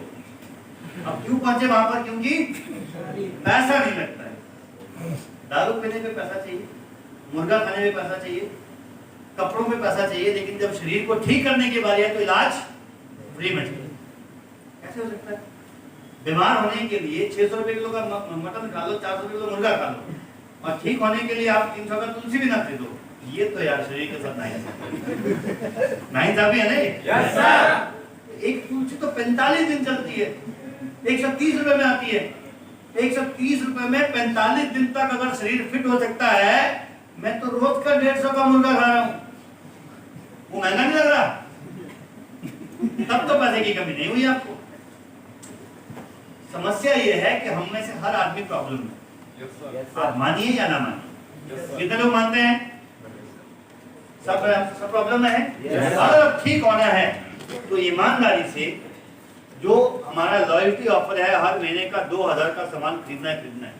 ये मत सोचो कि अपलाइन का चेक बनेगा, ये मत सोचो कि कंपनी का बिजनेस करना है। ये सोचो कि मुझे डॉक्टर के पास जाना नहीं है, मुझे बीमार होना नहीं है, मैं हमेशा फिट रहूं, इसलिए मुझे अपने ऊपर हर महीने 1000 रुपए का हेल्थ प्रोडक्ट खरीदना है, क्योंकि मैं चाहता हूं कि 60 में भी रहूंगा तब भी मैं बिल्कुल यंग दिखूंगा। राइट? तो आपको ये प्रोडक्ट यूज करने पड़ेंगे। दिखने में दवाइयों जैसे हैं, दवाइयां बिल्कुल नहीं है। ये प्रोडक्ट आयुर्वेद से बने हुए हैं, कुछ न्यूट्रिशन है जो आपके शरीर की कमियों को पूरा करते हैं। नेक्स्ट स्टेप पे चलते हैं। तो पहला स्टेप हमारे पास था क्या? जोर से बोलेंगे सभी लोग। पहला स्टेप क्या था? इस्तेमाल करें। पहला स्टेप क्या था? इस्तेमाल करें। दूसरा स्टेप क्या था? प्रचार करें। दूसरा स्टेप क्या था? प्रचार करें। दूसरा स्टेप क्या था? प्रचार करें। दूसरा स्टेप क्या था? प्रचार करें। दूसरा स्टेप क्या था? प्रचार करें। पहला स्टेप क्या था? प्रचार करें। पहला स्टेप क्या था? प्रचार करें। आपका नाम क्या है? अंकित जी के लिए टॉपिक होनी चाहिए। आपका खूब भूले जैसा लग रहा है।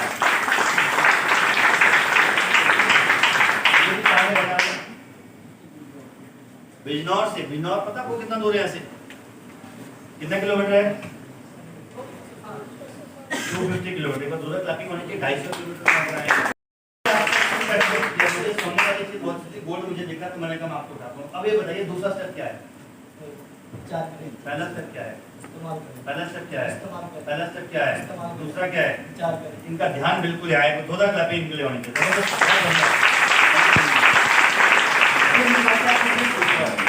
जितने भी लोग इस इंडस्ट्री में 10 लाख 20 लाख 50 लाख कमा रहे हैं ना, उनको पहले ऐसे रटाया गया, उसके बाद उन्होंने खाना शुरू किया, बताना शुरू किया।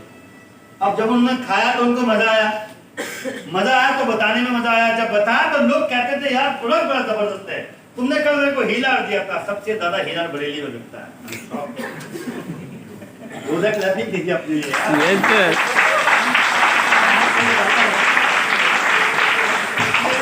पिछले 5 वर्षों में हमने मुश्किल से हीलाल के 2000 डब्बे बेचे होंगे, लेकिन लॉकडाउन में दुनिया बंद होने के बावजूद हमने कम से कम 25,000 डब्बा बेचा इधर।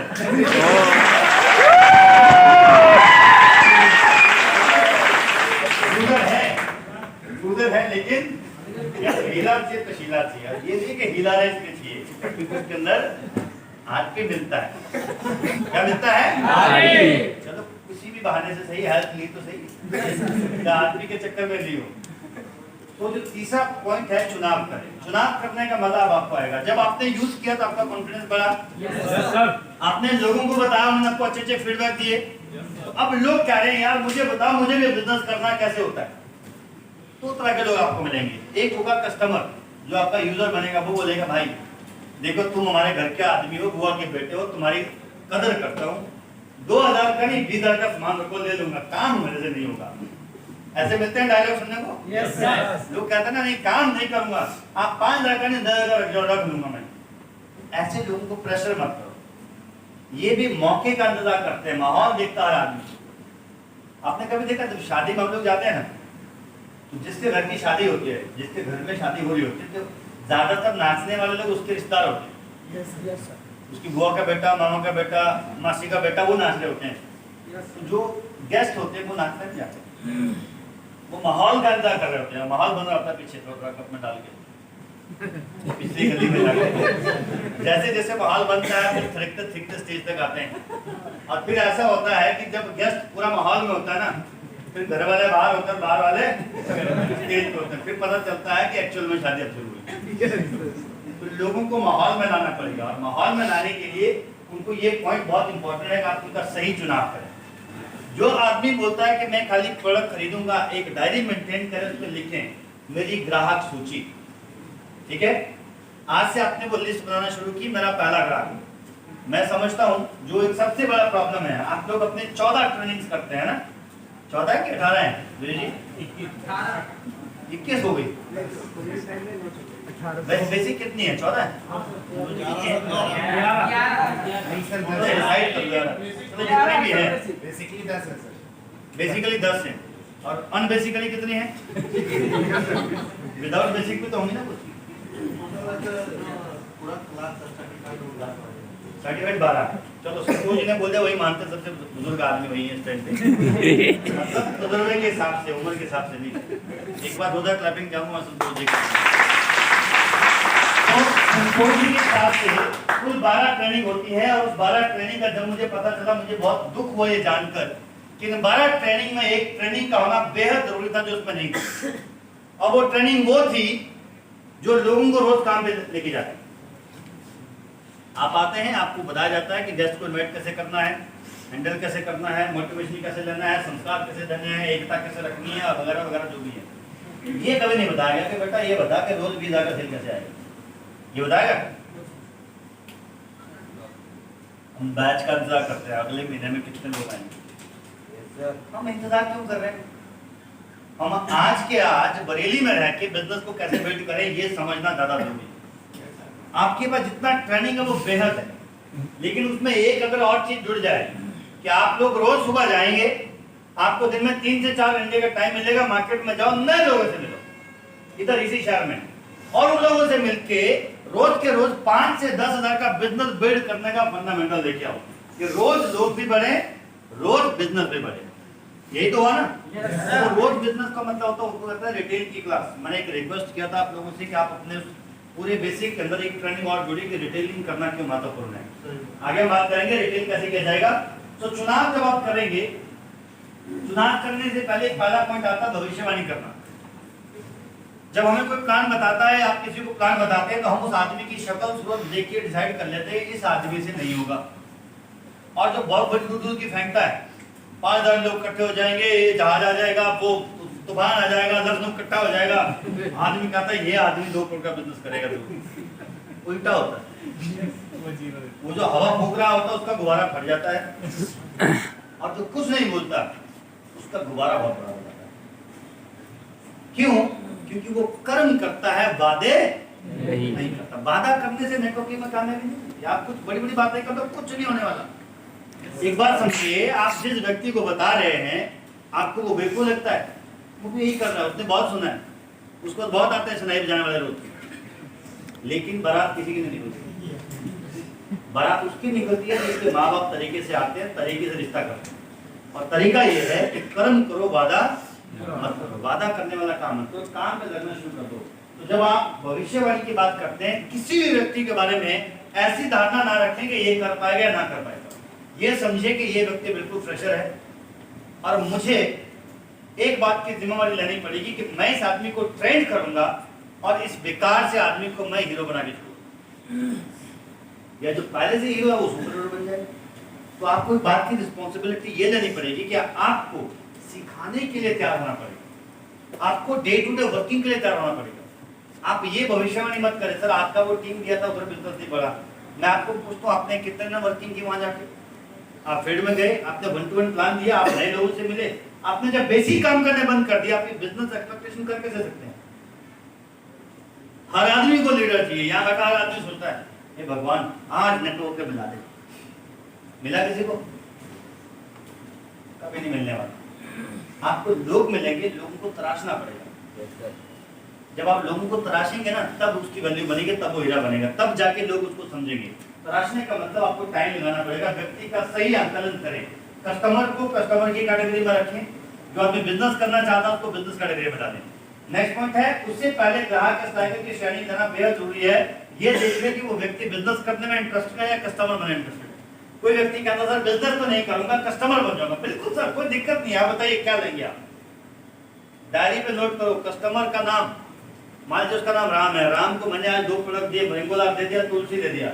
मोरिंगोलार में कितने कैप्सूल होते हैं? 60 कैप्सूल। दिन में कितने खाने हैं? 2 कैप्सूल। कितने दिन में खत्म हो जाएंगे? 30 दिन में। डायरी पे लिख दो कि 9 तारीख को 9 मार्च 2021 को मैंने आपको मोरिंगोलार दे दिया, तुलसी दे दी। मेरा नेक्स्ट ट्रिप कब आएगा यहाँ पर? 9 अप्रैल को, क्योंकि महीने में दवा खत्म होना है। सामान देके हफ्ते में फोन करते रहो, सर आपको प्रोडक्ट दिया था कैसा लगा, फीडबैक लेना बहुत इंपॉर्टेंट। जब आप फोन करें, आपको पता हो कि अगर आपने मान के चले उसको तुलसी दिया है या आपने मोरिंगा ये 2 ही प्रोडक्ट दिया, डिटॉक्सो आपने दिया, अगली बार जब फोन करें, फोन करते ही सबसे पहले बोले सर मुझे आपकी आवाज में दम लग रहा है, मुझे लगता है मोरिंगा काम कर दिया। मैं उसको लगता है वाकई में ही करेंगे। आप जब बोलोगे नहीं तो उसको लगेगा कैसे? तारीफ करोगे तभी तो लगेगा ना उसको। यस तो आपको यहाँ पर बेहद इस चीज का ध्यान रखना है कि जब आप उसकी लिस्ट बनाते हैं, जो प्रोडक्ट आप उसको दें उसका फीडबैक लें, और अगले महीने की जिस डेट में उस कस्टमर पे आना है। अब आपको पता कि मैं रोज 2-3 कस्टमर से मिल रहा हूँ, रोज मेरा 2 से 2,500 का सामान रिटेल में जाता है। रोज का 2,000 का अगर सामान मेरा एमआरपी पे रिटेल पे गया तो 40% मुनाफे के हिसाब से कम डिस्काउंट छोड़ के भी 500 रुपए तक कमाऊंगा। 500 रिटेल से डेली आना अगर शुरू होगा तो महीने में कितना आया? 15,000। रोज एक कस्टमर जुड़ता रहेगा। महीना खत्म होने के बाद फोन कर देना 2 दिन पहले ही, सर नमस्कार मैं बोल रहा हूँ, आपको तो याद होगा पिछली बार आपको प्रोडक्ट दिया था। हाँ याद है। अरे सर इस बार तो मुझे बहुत ही ज्यादा डिफरेंस लग रहा आपकी आवाज में। सर आपकी गली से गुजर रहा था, सोचा आपसे मिल लेता 2 मिनट। मना करेगा? सामने वाले को ये मत पूछो कि मिलो या ना, उसको पहले बोल दो गली से गुजर रहा था और बस पहुंच ही गया, बताओ कहाँ मिलोगे। अगर आप ऑप्शन दोगे ना कि हाँ या ना, तो सामने वाला बोलेगा ना। उसको बोलो मैं आ गया हूँ, मिलना है, पहुंच चुका हूँ। जब मिल गए तो पहुंचते ही बोलो और सर कैसा वो प्रोडक्ट खाया आपने, तो कैसा लगा आपको? तो सर वो 1 महीना खत्म हो गया तो 3 महीने के कोर्स से आपकी डब्बी फिर ले आया। इससे पहले कि वो बोले कि मैंने खाया नहीं है, 2 डब्बी फिर रख दो सामने, मोरिंगा तुलसी फिर आ गई है, कस्टमर तो बना ही दिया ना। ये तभी कर पाओगे अगर आप उससे फॉलो किया होगा, आपने उससे कम्युनिकेशन रेगुलर रखा होगा, उसको पता है कि आप उसका ध्यान, और वो भी आपको मना नहीं करने वाला, क्योंकि उसको भी पता है कि आपने चाहे झूठी बोला लेकिन तारीफ कर दिया कि आवाज में चेंज हो गया। वो दूसरा भी डोज लेगा, तीसरा भी लेगा, क्योंकि 3 महीने का मिनिमम कोर्स हमारे प्रोडक्ट का है, वो उसको लेना जरूरी है। तो इस तरीके से जब आप उसकी लिस्ट बनाएंगे, उसका सही आकलन करेंगे, आप योग्यता के अनुसार उनकी लिस्ट बनाएं और स्ट्राइकर को स्ट्राइकर कॉलम में रखें, स्ट्राइकर को बिजनेस प्रेजेंटेशन में बुलाइए, पीडीएस में बुलाइए, व्यूअर्स में बुलाइए, रेगुलर ट्रेनिंग में बुलाइए, कस्टमर को रेगुलर कस्टमर एक्टिविटी के अंदर बुलाइए, प्रोडक्ट ट्रेनिंग में बुलाइए। नेक्स्ट टाइप पे चलते हैं, रुचि के अनुसार निमंत्रण दें। चौथा स्टेप क्या है? रुचि के अनुसार निमंत्रण दें। शॉर्टकट में बोलेंगे निमंत्रण दें। क्या है? निमंत्रण दें, यानी इनविटेशन। जैसे आज का आपका प्रोग्राम था, तो सबको पता है कि इस प्रोग्राम के अंदर फ्रेशर कोई नहीं बैठेगा। इस प्रोग्राम में सब वो लोग बैठेंगे जो पहले से होटलर में जुड़े हैं, जो होटलर के बारे में जानते हैं, इसके प्रोडक्ट के बारे में समझते हैं। तो रुचि के अनुसार निमंत्रण देने का मतलब है, अगर प्रोडक्ट ट्रेनिंग होती तो वहां पर हर आदमी को बुलाया जाता, बिजनेस ट्रेनिंग होगी तो वहां पर खाली उसी व्यक्ति को बुलाया जाएगा जो बिजनेस में इंटरेस्ट रखता है। तो यू आर स्पेशल। ध्यान रखें जब आप निमंत्रण देते हैं तो वहां पे कौन कौन से स्टेप बहुत इंपॉर्टेंट होते हैं। नेक्स्ट करके करिए, ज्यादा से ज्यादा बातचीत करें। बहुत सिंपल इन्विटेशन अगर होगा तो कोई भी आदमी आपके उस ट्रेनिंग सेशन में नहीं आएगा। आपको चार्म क्रिएट करना पड़ेगा, बात करना पड़ेगा। जितना आप इवेंट के बारे में बात करेंगे, उस व्यक्ति के बारे में बात करेंगे, कल क्या क्या उस ट्रेनिंग में होने वाली सारी बातें जब आप करेंगे तो उस व्यक्ति के आपके साथ और आपकी ट्रेनिंग में आने के ज्यादा चांसेस हैं। अगला पॉइंट, आप उसकी तारीफ जरूर करें। जब भी आप किसी गेस्ट को इनवाइट करते हैं, बिना तारीफ किए मत बुलाइए, तारीफ करते रहिए। सर आप तो शहर के सुपरस्टार है, आपको तो दुनिया मानती है सर, अगर आप इस प्रोग्राम में आ गए तो 100 लोगों का मनोबल बढ़ जाएगा। और सही बात तो ये है सर, मैं अभी तक डिसाइड नहीं कर पा रहा हूँ कि मैं सही काम कर रहा हूँ गलत कर रहा हूँ। तो आप एक बार आएंगे सर, आप प्रोग्राम में अटेंड करिए, फिर मुझे बताइए कि सही है या गलत। यहाँ आने तक की देरी, यहाँ वो आ गया, उसके बाद वही सही है जो हम कहते हैं। सही है गलत? उसको यहाँ पे लाना है, तो उसको बात आपको एहसास लानी पड़ेगी कि यहाँ आने से बेहतर हो सकता है। अगला पॉइंट है माहौल बनाए। माहौल बनाने का मतलब क्या है कि सर्कमस्टेंसेस ऐसे क्रिएट कर दो कि आदमी एक्साइटेड हो जाए। जैसे आपने जब उसको बोला कि हमारे पास बहुत अच्छे प्रोडक्ट हैं, तो जिन जिन लोगों को प्रोडक्ट को यूज करने से फायदे मिले हैं उसके वीडियो बना के उसको पोस्ट करें, ताकि वो वीडियोस को देख के कॉन्फिडेंट हो जाए कि वाकई में ही प्रोडक्ट काम करता है। अगर आपने कामयाबी की बात करी है तो जिन भी लोगों के चेक बनते हैं 10 का, 15 का, 20 का, 25 का, 50 का, जितने जितने का जिसका पेआउट बनता है, आप उनके पे आउट की स्टेटमेंट साथ में उसको भेजें, ये देखिए सर इसका इतना चेक बन रहा है, इतना चेक बन रहा है, 6 महीना पहले इतने का था, इतने का बन गया। तो इस तरीके से जब आप उसको कॉन्फिडेंस देते हैं तो वो व्यक्ति अगर बिजनेस करने वाला होगा तो बिजनेस की वजह से आपके साथ आएगा। अगर वो प्रोडक्ट यूजर है, कंज्यूमर है, तो वो कंज्यूमर बनने की हैसियत से आप उस नजरिए से आपके साथ जुड़ना पसंद करेगा। अगला इंपॉर्टेंट पॉइंट है अपने पे नियंत्रण रखें। ये बहुत इंपॉर्टेंट पॉइंट है। देखिए क्या होता है कि जब आप पहले दिन ट्रेनिंग में बैठते हैं तो हमें कुछ पता नहीं होता। जैसे जैसे आप ट्रेनिंग अटेंड करते हैं, माहौल में आते हैं, आपको बिजनेस समझ में आता है, तो आप रेगुलर उस काम को करना शुरू करते हैं। प्रोडक्ट को यूज भी करेंगे, दूसरों को प्रमोट भी करेंगे और उसके साथ में लिस्ट बनाना भी शुरू करेंगे। अब आपको ये बात का कॉन्फिडेंस आ गया कि गेस्ट लिस्ट को बड़ा कैसे करना। आपने इन्विटेशन दिया, आपने उसकी तारीफ कर दी, वो मीटिंग में आ गया। पहले मैं 100 लोगों को बुलाता था, 4 भी नहीं आते थे। अभी मैं 100 को बुलाता हूँ, 80-90 आ जाते हैं। क्यों? क्योंकि उनको अप्रोच करने का तरीका सही है, उनको डील करने का तरीका सही है, उनको इनवाइट करने का तरीका सही है। जब सही तरीके से आपने उनको इनवाइट किया, वो आपके पास आए। और नियंत्रण रखना, आपको पता है कि जिस व्यक्ति से आप मिलने जा रहे हैं वो 100% ज्वाइन करेगा ही करेगा। ज्वाइन करते वक्त अपने आप को ओवर एक्साइटेड मत कीजिए। ओवर कॉन्फिडेंस और ओवर एक्साइटमेंट ये हमेशा नुकसान करती है। कंट्रोल रहिए, आपको पता वो ज्वाइन करेगा, दादा को देगा भी, बिलिंग भी करेगा, हमारे से भी ले लेगा, लेकिन कॉन्फिडेंस में उतना ही रहना जितने उस आदमी को ये ना लगे कि ये मेरे को बेवकूफ बना।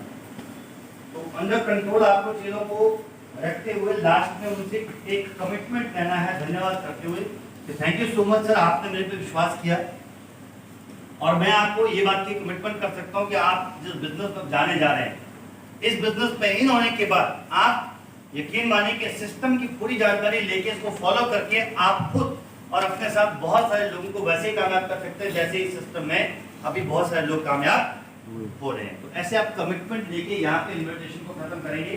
तो चौथा स्टेप था निमंत्रण दें। 5वें स्टेप पे आते हैं, मीटिंग में हिस्सा लें। ये बहुत इंपॉर्टेंट पॉइंट होता है, मीटिंग के शुरू में, मीटिंग के बीच में, मीटिंग के अंत में। नेक्स्ट, ये 3 बड़े इंपॉर्टेंट पॉइंट होते हैं। तो चौथे का और 5वां पॉइंट है मीटिंग करें। हम थोड़ा सा रिपीट करेंगे। पहला पॉइंट क्या था? पहला पॉइंट क्या था? इस्तेमाल करें। इस्तेमाल करें। दूसरा पॉइंट क्या था? प्रचार करें। दूसरा पॉइंट क्या था? प्रचार करें। प्रचार करें। तीसरा पॉइंट क्या था? शुरुआत करें। शुरुआत करें। चौथा पॉइंट क्या था? निमंत्रण दें। चौथा पॉइंट क्या था? निमंत्रण दें। चौथा पॉइंट क्या था? निमंत्रण दें। 5वां पॉइंट क्या है? मीटिंग में हिस्सा लें। मीटिंग में हिस्सा लें। ये बेहद जरूरी है कि जब आपके लोग आपके इनविटेशन के बाद उस प्रोग्राम में पहुंचते हैं, आप मीटिंग के शुरू से लेकर अंत तक उनका ध्यान रखिए। ज्यादातर लोगों को इनवाइट करते हैं, उसके बाद उनको ना फोन करते हैं ना उनको पूछते हैं। आदमी रेलवे स्टेशन पे भटक रहा है, सर ये होटल नहीं मिल रहा, किधर आना है मेरे को। आदमी ना फोन उठा रहा ना उसको जवाब दे रहा। आपने जब किसी को इनवाइट किया, ये आपकी जिम्मेवारी बनती है पहले उसको गाइड करो कि सर वहां जाने का सही रास्ता ये है, यहाँ पहुंचने के बाद मुझे कॉल कीजिएगा, मैं आपको गाइड कर दूंगा किधर जाना। यहाँ आने के बाद भी जो आपकी टीम होती है जिनको आप इनवाइट करते हैं, बिल्कुल उनके आसपास बैठिए। ऐसा मत करिए कि खुद उसको फ्रंट कॉर्नर पे जाइए और वो लोग पीछे लटक रहे हैं। और यहाँ आने के बाद, हॉल में बैठने के बाद, मीटिंग के बीच में जब आप आते हैं, मीटिंग के बीच में जिस वजह से आपने उस व्यक्ति को बुलाया, अगर आपने प्रोडक्ट की वजह से बुलाया, प्रोडक्ट की बात हो रही तो उसको बोलिए तेरी बारी आ गई, ये प्रोडक्ट की बात कर रहा था मैं, यही है वो पॉइंट, तुम मेरे को पूछ रहे थे मुझे समझ नहीं आता, अभी समझ क्या पॉइंट है। जब आप बिजनेस की बात करें वहां पे उसकी बात करें, मोटिवेशन की बात करें, उस व्यक्ति को आगे करें। जब सक्सेस स्टोरीज की बात हो, जिस वजह से उस व्यक्ति को आप यहाँ तक पहुंचा पाए, और जब मीटिंग के अंदर, ट्रेनिंग के अंदर वही पॉइंट की चर्चा हो रही हो, उस आदमी को पॉइंट आउट करें कि आपके वाला पॉइंट अभी है। Yes sir. इससे होगा क्या, उस आदमी को इस बात का एहसास रहेगा, यार जब ये पहली बार मेरे पास आया तो पहले तो उसने खुद की तारीफ की कि मैंने प्रोडक्ट खाया मुझे फायदा नहीं, फिर मैंने इसके कहने पे प्रोडक्ट खाने शुरू किए, जब मैंने प्रोडक्ट खाने शुरू किए मुझे फायदा मिला, फिर इसने मेरे को बिजनेस करने के बारे में समझाया, मैंने वो लिस्ट बनाई, मैंने इसको गेस्ट को मिलाया, और जब इसने यहाँ पर इन्विटेशन करने के बाद मीटिंग में भी बुला लिया। चौथे पॉइंट पे आके, जब मैं मीटिंग में आके पहुँच गया हूँ, नियंत्रण रखने के बाद जब मीटिंग में भी पहुँच गया, यहाँ पे भी इसका इतना टेंशन है कि उसकी बात की चिंता है कि मुझे वो सारी चीज मिले जिसके लिए मैं यहाँ पे आया।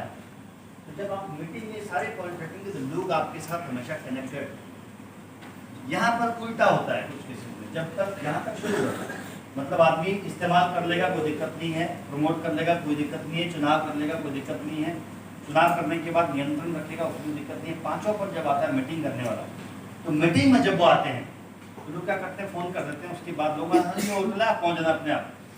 अब आदमी 150 आए, वो खड़े इधर घूम रहा उधर घूम रहा, ना उसका बैठने की व्यवस्था, ना उसको पता कि जाना क्या, वो तो नया है, उसको तो पता नहीं बिजनेस में करना क्या है।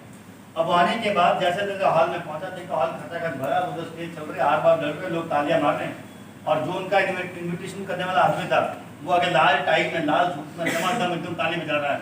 उसको लग रहा है कि 100 लोग तो घर ही बैठे हैं, लेकिन जो 100 लोग थे वो अगल बगल के दूसरे दोस्त के साथ बैठ गए। कहे भाई साहब थोड़ा सा, फिर वो पूछे हाँ जी आप कहाँ से, मैं बिजनौर से, आप कहाँ से, मैं लखनऊ से, मैं बरेली से। अच्छा क्या होता है, ऐसे होता है, आप किसके साथ, उनके मन को अप्लाई नहीं बुलाता, वो आगे बढ़ रहे हैं।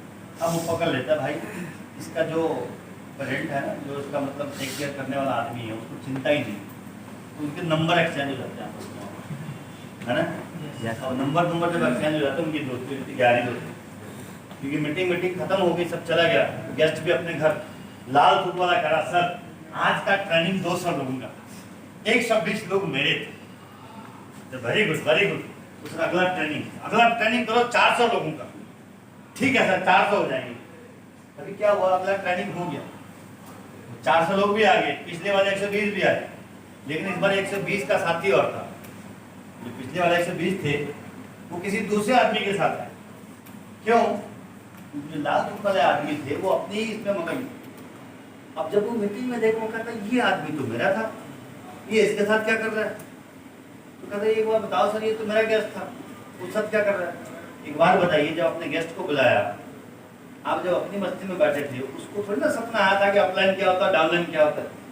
उसको उस टाइम पे एक केयर टेकर चाहिए था जो उसको गाइड करता, और गाइड करने वाला व्यक्ति आपकी गलती की वजह से दूसरा बना, तो आदमी कहाँ जाएगा, दूसरे के नेटवर्क में। और ये ज्यादातर लोग ये गलती करते हैं। लोग मिलना प्रॉब्लम नहीं है, लोग सबको मिल सकते हैं, लोगों को संभालना प्रॉब्लम, उनकी केयर करना प्रॉब्लम है।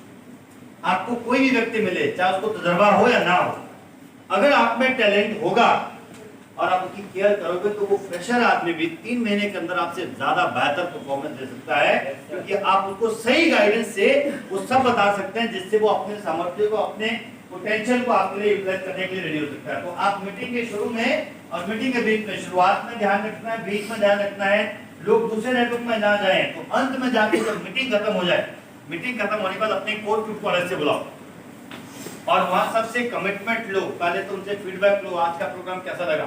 आपने सुना था जब वो बात हो रही थी हार्ट अटैक वाली, हेल्थ की बात कर रहे, जब सुमित जी को खड़ा किया था वो आपके लिए था, तो आप कहते थे कि जी मैं तो बिल्कुल फिट हूँ, देखिए एक्चुअल में हम फिट हैं, तो फिट है ही नहीं। तो इस तरीके से जब आप उनको कनेक्ट करेंगे, फिर इमीडिएट ये 5वां पॉइंट जब खत्म हो जाता है, 6वां पॉइंट आ जाता है कि लोग घर जाएं, इससे पहले उनकी स्ट्रैटेजी उनको देखे जाए कि टीम वर्क करना बेहद जरूरी है। या अगला प्रोग्राम इससे बड़ा होगा तभी हो पाएगा, ताकि हम सब लोग अगले 15 दिन 20 दिन के अंदर हर आदमी कम से कम 2 5 आदमी को ज्वाइन कराएगा, और आपको सपोर्ट करने के लिए ये सीनियर होगा जो आपको हेल्प करेगा, और वहां आपको दिक्कत अगर आती है तो ये आपकी प्रॉब्लम को सॉल्व करेगा।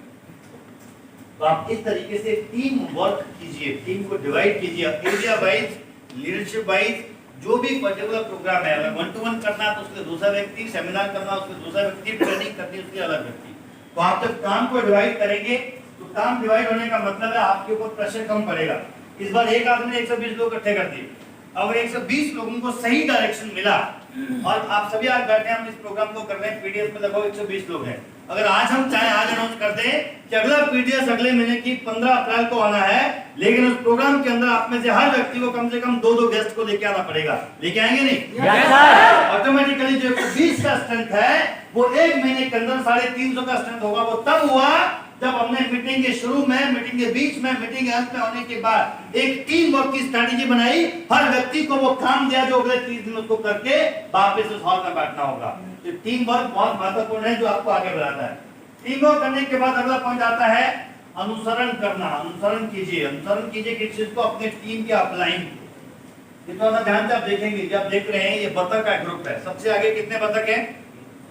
सबसे आगे कितने? एक आगे चल रहा है, बाकी कहाँ चल रहे हैं? पीछे।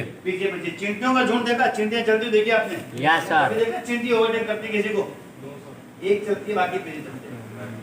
कोई गवाला होता है, गवाला जो गाय चराता है ना, वो अपने कुंडी में से जानवरों को निकालता है, रोड पे फेंक देता है, बंधा नहीं होता वो जानवर। वहां पे भी रिंग लीडर है, एक गाय सबसे आगे चलती है, लेफ्ट राइट लेफ्ट आगे भी चल रहे हैं। कभी ओवरटेक करते हैं? जानवर जो बोल नहीं सकता उसको भी सेंस है कि डिसिप्लिन कितना इंपॉर्टेंट है। वो एक व्यक्ति को लीडर मान के उसको फॉलो करते हैं। फॉलो करना बहुत इंपॉर्टेंट है। फॉलो अप का मतलब होता है कि जो 6 पॉइंट हमने पहले डिस्कस किए। पहला पॉइंट क्या था? इस्तेमाल। क्या था? दूसरा पॉइंट क्या था? तीसरा पॉइंट क्या था? चौथा पॉइंट क्या था? चौथा पॉइंट क्या था? चौथा पॉइंट क्या था? चौथा पॉइंट क्या था? चौथा पॉइंट क्या था? चौथा पॉइंट क्या था? पांचवा पॉइंट मीटिंग में। पांचवा पॉइंट मीटिंग में। पांचवा पॉइंट मीटिंग। छठा पॉइंट छठा पॉइंट टीम वर्क। छठा पॉइंट टीम वर्क। छठा पॉइंट टीम वर्क। छठा पॉइंट टीम वर्क। 6 काम करने हैं। प्रोडक्ट को इस्तेमाल करना है, प्रोडक्ट को प्रचार करना है, लिस्ट बनाना है, इन्विटेशन करना है, नियंत्रण रखना है, मीटिंग करना है, टीम वर्क करना है। यही 6 काम आपको जिंदगी भर करने पड़ेंगे। तभी लिखा 7वां पॉइंट पे फॉलो अप। ऊपर की 6 चीजों को फॉलो करते जाएंगे तो आप सबसे ऊपर निकल आएंगे, नहीं सबसे आगे आप निकल आओगे। दुनिया का हर महान नेटवर्कर यही काम करता है, जिसलिए वो कामयाब है। वो प्रोडक्ट को इस्तेमाल करता है, वो प्रमोट करता है, वो लिस्ट बनाता है, वो इन्विटेशन करता है, वो कंट्रोल रखता है, नियंत्रण रखता है, फिर वो मीटिंग करता है, फिर वो टीम वर्क करता है।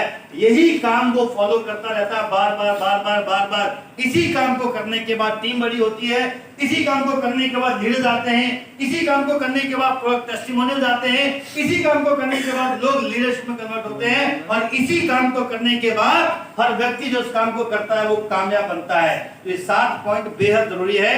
जितने भी लोग इस हॉल में मौजूद हैं, चाहे वो नए हैं पुराने हैं, इन 7 पॉइंट को अगर आप करेंगे तो आप कामयाब बनेंगे। और 7वां पॉइंट थोड़ा सा टफ होता है, बिकॉज लोगों को एक काम को बार बार करने की आदत नहीं होती। जब कोई नया आदमी जुड़ता है, पहली बार याद करिए, पहली बार जब कोई नेटवर्क में आता है तो बहुत एक्साइटेड होता है। लिस्ट बना 200 लोगों का बनता है, सही कह रहा हूं? ट्रेनिंग में आना है सर, आपको होस्टिंग करना है, वो 4 पन्ना डायरी के लिखा, मैं होस्टिंग में क्या करूं, शेयर भी लिखेगा, गूगल से ढूंढेगा, पूरा तैयारी करके आएगा। जैसे जैसे वो पुराना होता रहता है तो उसको लगता है मुझे सब आता है। देखा नहीं? कोई तैयारी नहीं करता, 9:30 बजे उठेगा, अब उसकी तैयारी कहां है पता चलेगी। एक आदमी अगर आज प्रोग्राम दे रहा है और 6 महीने के बाद भी देख रहा है उसी प्रोग्राम, उसका कंटेंट चेंज नहीं हो रहा। कंटेंट समझते आप, लोगों को ना बदलाव चाहिए, मोटिवेशन सबको चाहिए, नॉलेज सबको चाहिए, लेकिन हर बार नया चाहिए। अगर आप हर बार एक ही बात बोलोगे, स्टेज पे चढ़ोगे, स्टेज पे आ रहे हो, याद करो जितने भी लोग आप स्टेज पे जाते हैं, आप अपने ऊपर आंकलन करिए, अपने बारे में सोचिए। वाकई में यार, जब मैं स्टेज पे जाता हूँ मैं तब भी यही बोलता था, आज भी यही बोलता हूँ, कल भी यही बोलता हूँ, लोग मुझे सुनते हैं, फिर भी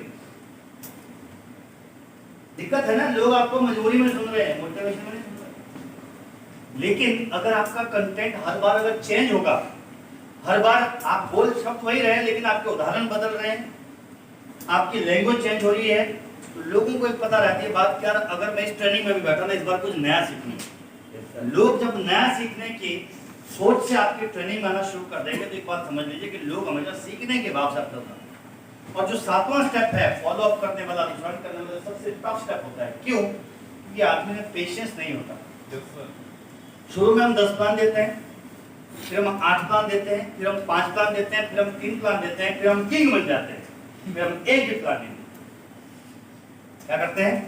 राजा थोड़ा ना प्लान देता है, किंग स्ट्राइकर एक भी प्लान नहीं देता। अब बताइए, जब आपके ऊपर जिम्मेवारी नहीं थी तब आप ज्यादा काम करते थे, अब आपकी जिम्मेवारी ज्यादा है तो काम कम होना चाहिए, ज्यादा होना चाहिए, ज्यादा होना चाहिए। अब तो आपको दिन में 3 आप 2 ना 2, लेकिन आपको 3 से 30 प्लान डेली करवाने चाहिए।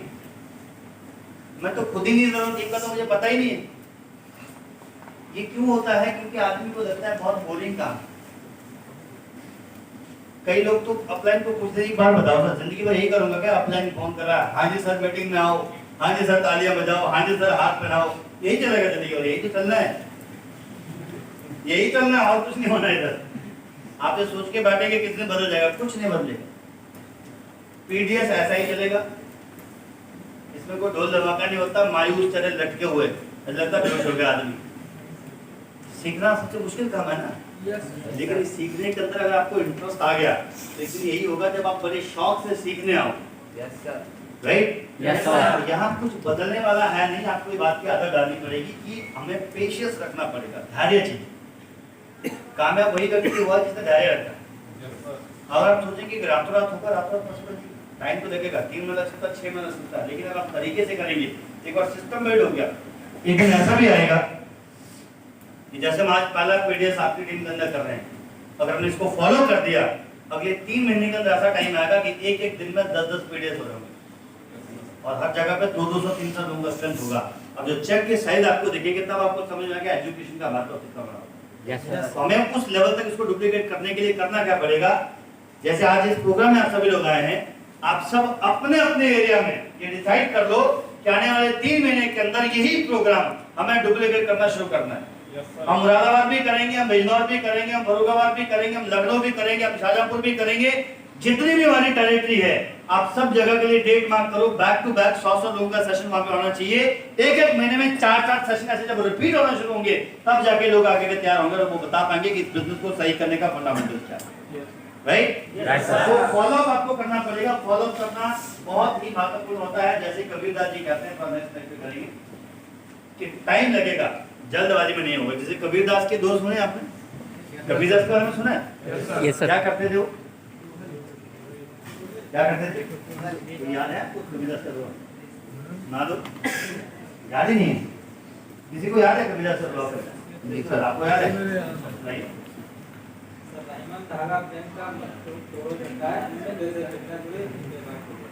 समझ में नहीं आया तो मतलब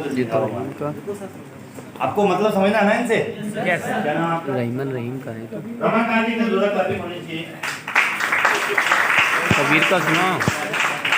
रहीमन धागा प्रेम का मत तोड़ो चटकाए, टूटे से फिर ना जुड़े, जुड़े गांठ पड़ जाए।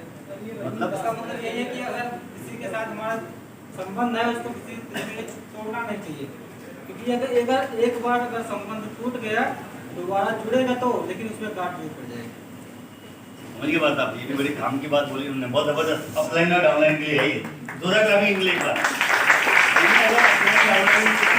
प्रॉब्लम आ जाए, कुछ भी दिक्कत हो, तो वो जो आपका रिलेशन है ना, जो बिल्ड हुआ, उसको तोड़िए मत, क्योंकि अगर एक बार उसमें गांठ पड़ गई तो उसके बाद उसका निकलना बहुत मुश्किल है। एक बार डाउट आ गया ना दिमाग में कि अपलाइन मतलब डाउनलाइन को लगे कि मेरी वजह से अपलाइन का चेक बनता है, वो डाउट कभी क्रिएट नहीं होना चाहिए। तो पेशेंस कैसे क्रिएट होता है, जैसे एक बार कम्युनिटी को आरोप करते हैं, धीरे धीरे धीरे माना, धीरे धीरे सब कुछ होए, माली सीखे 100 घड़ा ऋतु आए फल।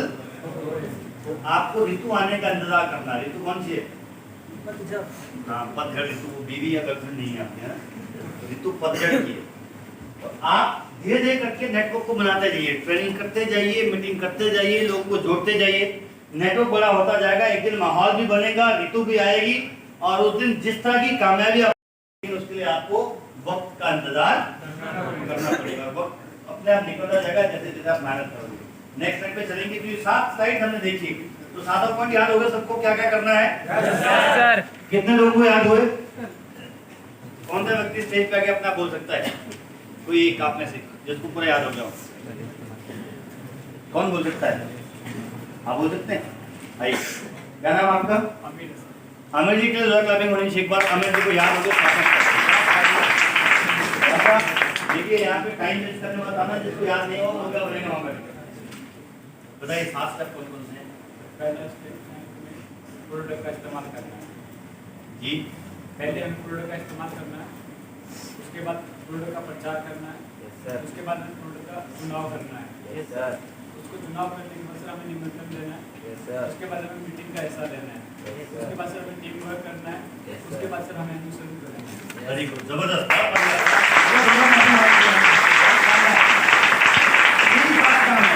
एक बार समझ लो, ये 7 काम जिंदगी भर करने हैं।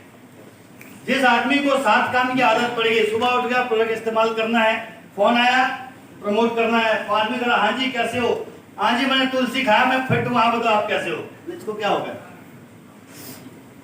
आदमी अगर फोन करे आपको तो प्रमोट करने के अलग अलग तरीके हैं। जैसे आपको प्रमोट करना, आपने फोन किया, हाँ जी कब आ रहे हो, तुलसी बोल रहा हूँ। क्या बोला? तुलसी बोल रहा हूँ, तुलसी खाता हूँ, तुलसी पीता हूँ, तुलसी चलता हूँ, क्योंकि तुलसी से ही कामयाब होता हूँ। अब आदमी परेशान होगा कि इतना तुलसी क्यों? हमारा पर्पस बिल्कुल क्लियर है, उसके दिमाग में तुलसी हो जाएगा। जब उसको आई बोलेगी तुलसी क्या है, अब शुरू हो जाओ। जब से मैंने तुलसी लेना शुरू किया ना, मैं तो एकदम फिट हूँ, मेरे शरीर की बीमारियां खत्म और मेरे को भविष्य दिख रहा है। मैं तो आपको बोलूंगा, आपके घर के अंदर बहुत लोगों को खुजली की बीमारी है, आप सब लोग तुलसी लो। तो प्रोडक्ट को प्रमोट करना, this is the basic fundamental. आपको अपने प्रोडक्ट को प्रमोट करने के लिए आइडियाज को नया पड़ता है। अगला सिस्टम है कि बड़ी कामयाबी के लिए सिस्टम को अपनाएं। सिस्टम जो कहता है उसको फॉलो करना शुरू करें, बार बार इसी प्रक्रिया को दोहराएं। जो हमने अभी 7 पॉइंट डिस्कस किए, इन्हीं का डिस्कस करना पड़ेगा। नई तकनीक का सहारा लें, प्रमोशन के लिए, लोगों तक पहुंचने के लिए सोशल मीडिया के माध्यम से, टेक्नोलॉजी के माध्यम से, ट्रेनिंग, मीटिंग, सेमिनार, इवेंट्स या पैम्फलेट डिस्ट्रीब्यूशन, उन सब आइडियाज को अडॉप्ट कीजिए जिससे ज्यादा से ज्यादा लोग आप तक पहुंचे। क्योंकि लोग ज्यादा होंगे तभी आप ज्यादा लोगों को क्या कर पाएंगे। और ज्यादा से ज्यादा समय अपने ऊपर बिताएं, अपने बारे में सोचना शुरू करें, ज्यादा से ज्यादा लोग। एंड एट लास्ट आंतरिक स्मरण करें। जब भी आप काम करते हैं, महीना खत्म होता है, 6 महीने खत्म होते हैं, हर महीने हर दिन के बाद अपने बारे में सोचना शुरू करें कि मैं जितना काम कर रहा हूँ, क्या मेरी टीम उस हिसाब से बन रही है, मुझे रिजल्ट उस हिसाब से आ रहा है, नहीं आ रहा है, राइट। नेक्स्ट चलिए, नेक्स्ट स्लाइड के ऊपर ये है लास्ट। अब जो पिछले 1.5 घंटे से हम यहाँ बात कर रहे हैं, जितने 7 पॉइंट हमने सीखे, ये सारे पॉइंट, इन सबका फायदा सिर्फ तब होगा जब आप अपनी जिंदगी में उतारोगे।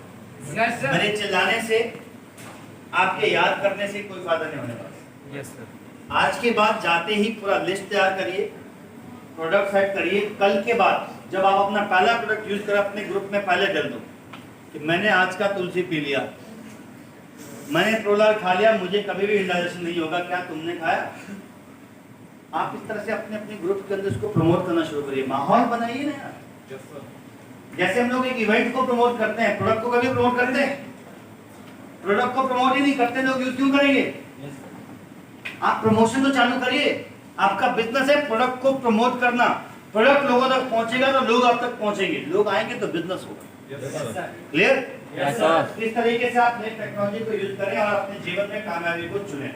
तो ये हमारा था पहला सेशन, जिसके अंदर हमने ये डिस्कस किया कि हाउ टू स्टार्ट, शुरुआत कैसे करना है। इससे बहुत क्लियर हमें कुछ चीज मिली कि सबसे पहले हमें यूजर बनना पड़ेगा, हमें प्रमोशन करना पड़ेगा, लिस्ट बनानी पड़ेगी, लिस्ट बनाने के साथ इन्विटेशन देना पड़ेगा, इन्विटेशन देने के बाद हमें नियंत्रण रखना पड़ेगा, नियंत्रण रखने के बाद हमें मीटिंग करनी पड़ेगी, टीम वर्क करना पड़ेगा और फॉलो अप करना पड़ेगा, अनुसरण करना पड़ेगा। ये 7 स्टेप हम रोज अगर करते चले जाएंगे तो 2 महीना, 4 महीना, 6 महीने के बाद टीम बहुत बड़ी होगी, सक्सेस बहुत बड़ी होगी और बहुत सारे लोग इसको अडॉप्ट कर सकेंगे। अगली साइड पे चलते हैं, दूसरी साइड पे।